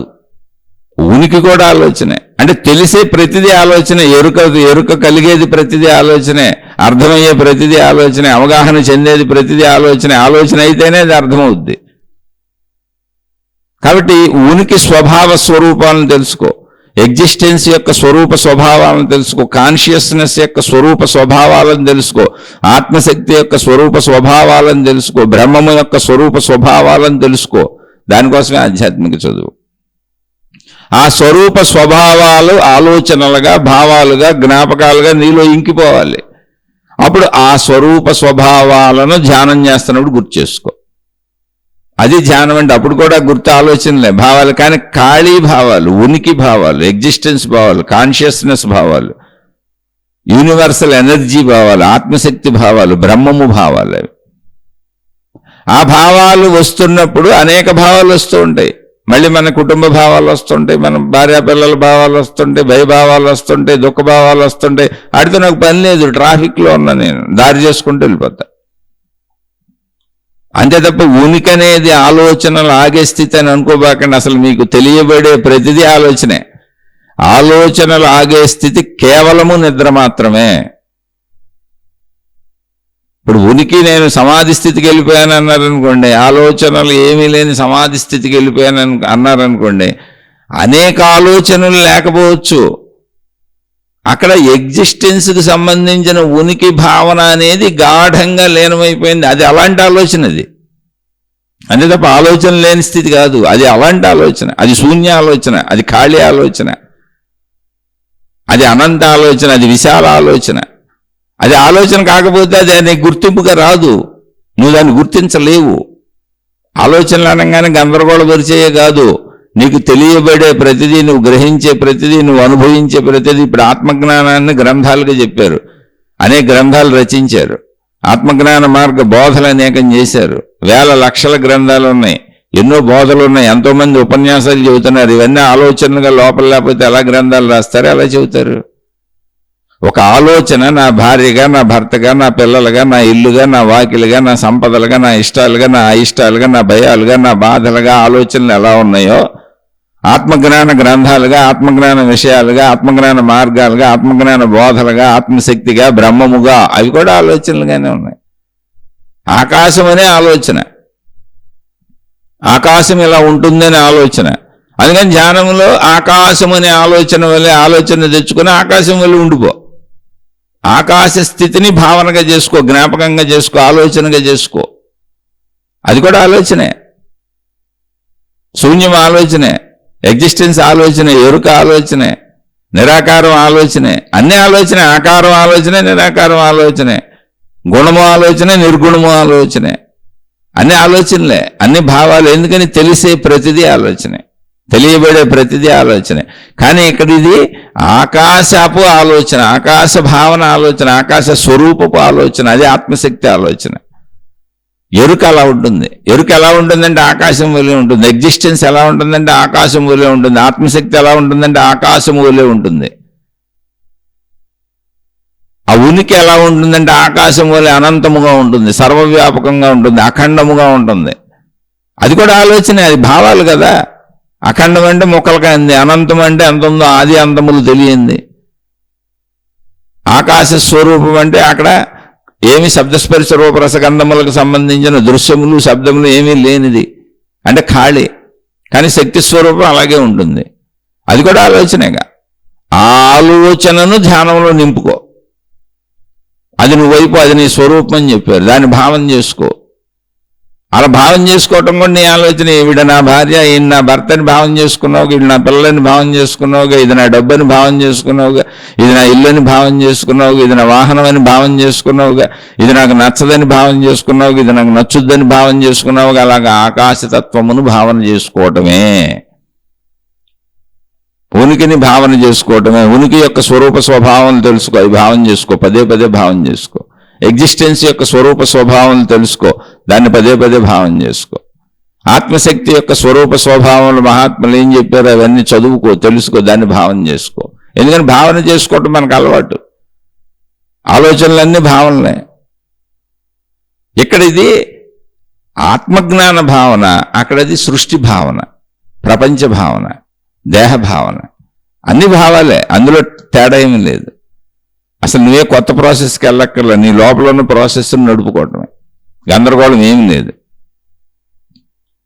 కాబట్టి మళ్ళీ చదువుతున్న గుర్తుపెట్టుకోండి, ఇన్ని ఆధ్యాత్మిక గ్రంథాలు, ఇన్ని ఆత్మజ్ఞాన బోధలు, ఇన్ని ఆత్మజ్ఞాన ఆధ్యాత్మిక మార్గపు సాధనలు ఆలోచనల రూపంలో ఉంటేనే వాళ్ళు రచించగలిగారు, చెప్పగలిగారు, బోధించగలిగారు. ఇప్పటికీ ఉపన్యాసాలు చెప్పగలుగుతున్నారు అనేక మంది.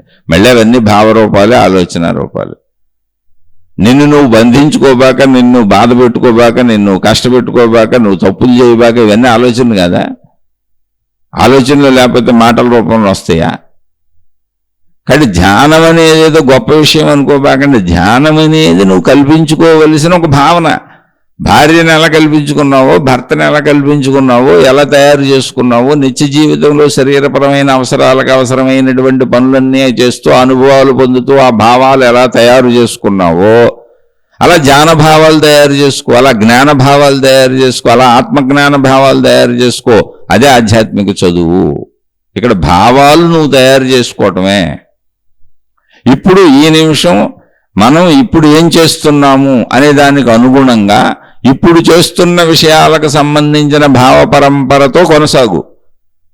అన్య భావనలతో నాకు పని లేదు, వదిలే. ట్రాఫిక్లో తప్పించుకుంటూ దారి చేసుకుంటూ వెళ్ళిపోయినట్టుగా. అది ఏ కార్యమైనా అప్పుడు అది ధ్యానమే, ఎందుకని అది కరెక్ట్ వేలో నడిచింది. అలా కాదు, ధ్యానంలోకి వచ్చావు, ఇప్పుడు ధ్యానం చేస్తున్నాను కనుక నాకు మిగిలిన ఆలోచనలతో పని లేదు, ఒక ధ్యానపు ఆలోచనలే ఉంటాయి నాలో. ధ్యానం అంటే ప్రశాంతత, ఏకాగ్రత, ఏ ఆలోచనలు లేని నిశ్చల నిర్మల స్థితి. దాన్ని భావం చేసుకో. అక్కడ మళ్ళీ దాన్ని భావం చేసుకోవటమే. నిర్మల స్థితి, నిశ్చల స్థితి అనేది ఒక ఆలోచన. ఆ స్థితి మళ్ళీ ఒక భావన, అదొక అనుభవం. ఏ అనుభవము లేని ఖాళీ అనుభవం నిశ్చల స్థితి. ఏ ఇతర అనుభవము లేని ప్రశాంత అనుభవం శాంత స్థితి. ఏ దృశ్యము, ఏ శబ్దము, ఏ రకమైనటువంటిది లేనటువంటి విశాల అనంత భావం ఆకాశతత్వ భావన. అవి కూడా భావాలే. రూపాలు, దృశ్యాలు, గుణాలు ఉండని భావాలు కాదు. నిర్గుణాలు, నిరాకారాలు కూడా భావాలే. ఆ భావ సాధన నువ్వు చేసుకో. శరీర రూప ప్రాపంచిక విషయాల భావ సాధన జీవితంలో ఆటోమేటిక్గా చేసుకుంటూ వెళ్ళిపోతున్నాం కాబట్టి సహజమైపోయింది. ఇది అందరూ చేయరు కాబట్టి అసహజంగా అనిపిస్తుంది. కాదు, సాధన అంటే అంతే, చేసుకోవటమే. చేసేసుకో, ఆటోమేటిక్గా అన్నీ కుదురుతాయి. అలా ఒకసారి ముందు ఈ విధానంలో ఆలోచించి చూడండి. ఇప్పుడు నేను చెప్పిన విధానంలో ఆలోచించి చూడండి. అసలు భావన కాంది, ఆలోచన కాంది ఏమి ఉండదు ఇక్కడ. ఆత్మజ్ఞానం కూడా భావనే. భావన కాకపోతే ఎలా గ్రంథాలు రచిస్తారు? ఆత్మజ్ఞానం కూడా ఆలోచనే, లేకపోతే ఎలా రచిస్తారు గ్రంథాలు, ఎలా బోధిస్తారు, ఎలా ఉపన్యాసాలు ఇస్తారు? అవన్నీ జ్ఞాపకాలుగా లోపల ఉంటేనే కదా తిరిగి చెబుతారు.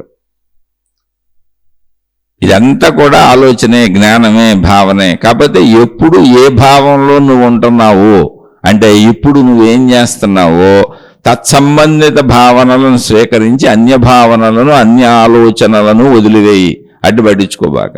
ట్రాఫిక్లో నువ్వు వెళ్తున్నప్పుడు ట్రాఫిక్ నువ్వు పట్టించుకోవు. ఎందుకంటే రోడ్డు మీద అందరూ వెళతారు, రోడ్డు మీద అందరికీ హక్కు ఉంది, అసలు రోడ్లు వేసిందే అందరూ వెళ్ళటం కోసం అనేటువంటి విషయాన్ని నువ్వు అంగీకరించి ఉన్నావు కనుక అక్కడ నీకు ఇంకేం అనిపించదు, చక్కగా తప్పుకుంటూ వెళ్ళిపోతావు అంతే.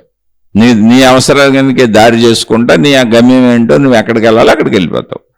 అలాగే ఇక్కడ కూడా ఇది ఇలాగే ఉంటుంది. ఆలోచనలు అనేవి జీవితానికి అవసరం కనుక, జీవించడానికి అవసరం కనుక, ప్రపంచంలో అవసరం కనుక, శరీరపరంగా అవసరం కనుక ఈ ఆలోచనలన్నీ ఇలాగే ఉంటాయి. వీటిలో నేను ఆత్మజ్ఞాన చదువుగా, ఆధ్యాత్మిక చదువుగా నా ఉనికిని, నా ఎగ్జిస్టెన్స్ని, నా ఆత్మశక్తిని, నా స్వీయ తత్వమును, నా సంపూర్ణతను తెలుసుకునేటప్పుడు ఈ ఆలోచనలు అడ్డుపడుతున్నా అది అడ్డు కాదు. ఈ ఆలోచనలు శరీరంతో బతకడానికి ప్రపంచంలో అవసరమైనవి కనుక వాటిని తప్పించుకుంటూ ఆ ఉనికి, ఎగ్జిస్టెన్స్, ఆత్మశక్తి, బ్రహ్మము అనేటువంటి ఆలోచనల భావాలలోకి వెళ్ళి వాటిని భావించుకుంటూ, వాటిని అనుభవిస్తూ, వాటితో తాధ్యాత్మ్యత చెందుతూ ఆకాశతత్వంలో లీనమై అలా ఉంటాను అని నీకు నువ్వు చెప్పుకోవాలి. ఎందుకని రోజువారీ నువ్వు చేసే పనులన్నీ అవే. అయితే ఈ సాధనలు అనుకుంటున్నావు, రోజువారీ శరీరపరమైన జీవితంలో అవసరాలు అనుకుంటున్నావు. కాదు, ఇది కూడా అవసరమే నీ సంపూర్ణతను తెలుసుకోవడానికి. అది నువ్వు చెప్పుకున్న రోజున ఏవి నీకు అడ్డం కాదు. ఏవి ఎప్పుడు ఉపయోగించుకోవాలో తెలుసుకుని అప్పుడు ఉపయోగించుకుంటావు అంతే. సింపుల్, అంతకంటే ఇంకేం లేదు. ఇందులో అంత గజిబిజి లేదు, గందరగోళం లేదు. ఒకసారి ఇలా ఆలోచించి చూడండి. అలా ఆలోచించి చూసి ఒకవేళ మీకు అర్థం కాకపోతే మళ్ళీ తప్పకుండా ఏం అర్థం కాలేదో అడగండి, దాన్ని విశ్లేషించుకునే ప్రయత్నం తప్పకుండా చేద్దాం. ఇక్కడ మహిమలు లేవు, మాయలు లేవు, ఎటువంటి అద్భుతాలు లేవు. అంతా మనలోనే ఉన్న మన శరీర పనితీరు, మన మనస్సు పనితీరు, మన బుద్ధి పనితీరు, మన అహంకార పనితీరు, మన ప్రాణశక్తి పనితీరు, మొత్తంగా మన సంపూర్ణత, మన యొక్క పనితీరుని తెలుసుకుంటున్నాం, మన సంపూర్ణత్వాన్ని గ్రహిస్తున్నాం. అలా మనకి మనసు ఉంది, శరీరం ఉంది, బుద్ధి ఉంది. కాబట్టి దేని పనితీరు దానికి ఉంది. అవన్నీ గ్రహించుకుంటూ మన యొక్క ప్రాణశక్తి తత్వమును, దాని పనితీరుని తెలుసుకుంటున్నాం. అది మన సంపూర్ణత, దాంతో పూర్తయిపోయింది. ఆ వైపు ప్రయాణం అంతే ఇది. కాబట్టి అంతా మనలోనే ఉంది. ఆ మనలో ఉన్నదాన్ని ఏదో ఒక విభాగానికి, శరీరానికో మనసుకో కట్టేయకుండా ప్రాణశక్తి వరకు నేనే అనేటువంటి దాన్ని తెలుసుకుంటూ ప్రయాణించుకుంటూ వెళ్తాం. అదే ఆధ్యాత్మిక చదువు, ఆత్మజ్ఞాన చదువు. అన్ని భావ పరంపరలే, అన్ని ఆలోచనలే. అన్ని ఆలోచన రూపంలోకి వస్తేనే తెలుస్తుంది. నా ఉనికి కూడా ఆలోచన రూపంలోకి వస్తేనే తెలుస్తుంది తప్ప ఆలోచనలు ఆగితే తెలిసేది ఉనికి కాదు. ఉనికి అనేది కూడా ఆలోచనే. ఆలోచనలన్నీ ఆగిపోతే గాఢ నిద్ర స్థితిలోకి వెళ్ళిపోయాను అనుకోండి, ఆలోచనలు ఆగిపోయినాయి, అప్పుడు ఉనికి తెలిసిందే నాకు? ఆగినాయిగా, ఉనికి తెలియలేదే. ఉనికి తెలుస్తుంది అంటే ఉనికి అనే ఆలోచన ఉంది అక్కడ. ఉనికిని అనుభవిస్తుంది, అనుభవించిందంటే ఆలోచన అయిపోద్ది. తెలిసే ప్రతిదీ ఆలోచన అయిపోద్ది, అనుభవం. అది అనుభవం ప్రతిదీ లోపల స్థిరపడిపోద్ది. మళ్ళీ తిరిగి ఆ ఉనికి అనుభవాన్ని మనం నెమరు వేసుకున్నప్పుడు అది సాధన అవుతుంది. నేను అనంతత్వాన్న భావన నాకు వస్తుంది. అది జీవన్ముక్త స్థితి. అందుకని జీవన్ముక్తులకి శరీర స్థితి అనుభవంగానూ ఉంటుంది, ఆత్మశక్తి స్థితి, ఉనికి స్థితి అనుభవంగా ఉంటుంది. రెండు స్థితులు అనుభవంగా ఉంటాయి. ఎందుకని రెండు అనుభవించినవే కనుక. రెండు అనుభవించినవే. తినే విషయాలలో వేల విషయాలు అనుభవాలుగా ఉన్నాయి మనకి, రుచులు. అనుభవించే విషయాల్లో, కట్టుకునే విషయాల్లో బట్టలు వేల రకాల అనుభవాలుగా ఉన్నాయి. అనేక రకాల డిజైన్లు కట్టుకున్నాం, రంగులు కట్టుకున్నాం. అలా నిత్య జీవితంలో మనకు అనేక అనుభవాలు ఉన్నాయి. ఒక అనుభవం ఉంటే ఇంకో అనుభవం ఏం పోవట్లేదు కదా. ఎన్ని అనుభవాలైనా ఉంటాయి కదా. అలాగే శారీరక అనుభవాలు శరీరపరంగా ఉన్నాయి, మనోనుభవాలు మనోపరంగా ఉన్నాయి. అనంత ఆత్మశక్తి ఎరుకగా మనలో ఉన్న ప్రాణశక్తి తత్వం ఏది ఉందో దాని అనుభవం మళ్ళీ దాని అనుభవంగా వచ్చింది. అదే జీవన్ముక్త స్థితి. అన్ని అనుభవాలు కలిసే ఉన్నాయి. ఏ అనుభవానికి వెళ్ళాలంటే అనుభవంలో ఉన్నాను అప్పుడు ఆ విషయాన్ని బట్టి. కాలకృత్యాలు తీర్చుకోవాలనుకోండి, శరీర స్థితికి వచ్చాను. ఆకలేసింది, అన్నం తినాలనుకోండి, శరీర స్థితికి వచ్చాను, ఆ అనుభవాల్లోకి వచ్చాను. అనుభవాల్లోకి వచ్చినప్పుడు మనసు కూడా పనిచేయాలి, అది గుర్తించాలి. అన్నింటినీ ప్రదేశాలు చెప్పాలి, విషయాలు చెప్పాలి, ఇలా చేయాలని చెప్పాలి. అందుకని మనోశరీరాల కలయిక. ఆ పని అయిపోయింది. ఆత్మశక్తి ఉనికిలోకి వెళ్ళిపోయాను అనుకోండి, ఆ అనుభవాల్లో ఉంటాను, ఆ భావాల్లో ఉంటాను, ఆ ఆలోచనలో ఉంటాను. అది కూడా భావమే, అది కూడా ఆలోచనే. ఇక్కడ అన్నీ అయ్యే. ఒకసారి ఆలోచించి చూడండి, అర్థం కాకపోతే తప్పకుండా అడగండి, మళ్ళీ మాట్లాడుకుందాం. ఇది ఆధ్యాత్మిక చదువు. ఇది ఒక పాఠశాలలో విద్యార్థులు పాఠ్యాంశాలు విని చదువుకుంటున్నట్టుగా వెళ్తున్నాం అంతే. మహాత్ములు అందించారు పాఠ్యాంశాలు, మనం దాన్ని ఒక చదువుగా చదువుకుంటున్నాం. ఆ చదువులో అర్థం కాని ఏమన్నా ఉంటే మళ్ళీ విశ్లేషించుకుందాం. ఎందుకని అర్థం కాని అన్నింటికీ మహాత్ములు ఎన్నో రకాలుగా చెప్పారు. వేల వేల లక్షల లక్షల గ్రంథాలు రచించి వెళ్ళిపోయారు. మళ్ళీ అర్థం కాలేదంటే వెతుక్కుందాం. మహాత్ములు రచించిన గ్రంథాలు ఎన్నో ఉన్నాయి, వాళ్ళు చెప్పిన పాఠాలు ఎన్నో ఉన్నాయి. మొత్తం అనుమానాలన్నీ తీర్చేశారు అసలు వాళ్ళు. అయితే మనకి ఎన్ని రకాల అనుమానాలు మార్గంలో వస్తాయో ఆ వచ్చిన వాటిని బట్టి ఎత్తుక్కొని మళ్ళీ అనుమానాలు తీర్చుకుంటూ వెళ్ళిపోవటమే, ముందుకు సాగిపోవటమే. ఎక్కడి వరకు? నేను అనంత ఆత్మశక్తిని అన్న ఎరుకను నేను పొందే వరకు, నా ఎగ్జిస్టెన్స్ని, నా ఉనికిని, నా ప్రాణశక్తిని, నా యొక్క సంపూర్ణతని నేను తెలుసుకునే వరకు అలా సాగుతూ ప్రయాణిద్దాం. అలానే ధ్యానంలో ఆలోచనలు, ధ్యానం కుదరకపోవడం, తపస్సు కుదరకపోవడం, సాధనలు కుదరకపోవడం ఇవన్నీ చాలా సహజ విషయాలు. అవన్నీ అభ్యాసము చేత కుదురుతాయి. నిరంతరం ప్రాక్టీస్ చేస్తుంటే కుదురుతాయి. దానికి జ్ఞానం అవసరం. ఓ మూఢత్వంతో మూర్ఖత్వంతో అభ్యాసం ఎప్పుడు చేయకూడదు. అవగాహనతో అర్థం చేసుకొని చేయాలి. అప్పుడు అది సఫలీకృతం అవుతుంది, ఒక సరి అయిన మంచి దారిలో సాగుతుంది. అందుకని మొత్తం మనలోనే ఉంది. మొత్తం ధ్యాస మనపై మనం ఉంచుకొని సాగటమే ఆధ్యాత్మిక చదువు, ఆత్మజ్ఞాన చదువు. ఏమైనా సందేహాలు ఉంటే మళ్ళీ అడగండి, విశ్లేషించుకుందాం. ఇది నచ్చని వాళ్ళు, ఈ విధానం నచ్చని వాళ్ళు, ఈ మాటలు నచ్చని వాళ్ళు, ఈ శీర్షికలు నచ్చని వాళ్ళు, నేను చెప్పేటువంటి దాంతో అంగీకరించిన వాళ్ళు, ఏకీభవించిన వాళ్ళు, నచ్చలేదు అనుకునే వాళ్ళు దయచేసి నన్ను క్షమించి వదిలివేసి మీ మార్గాల్లో మీరు హాయిగా సాగిపోండి.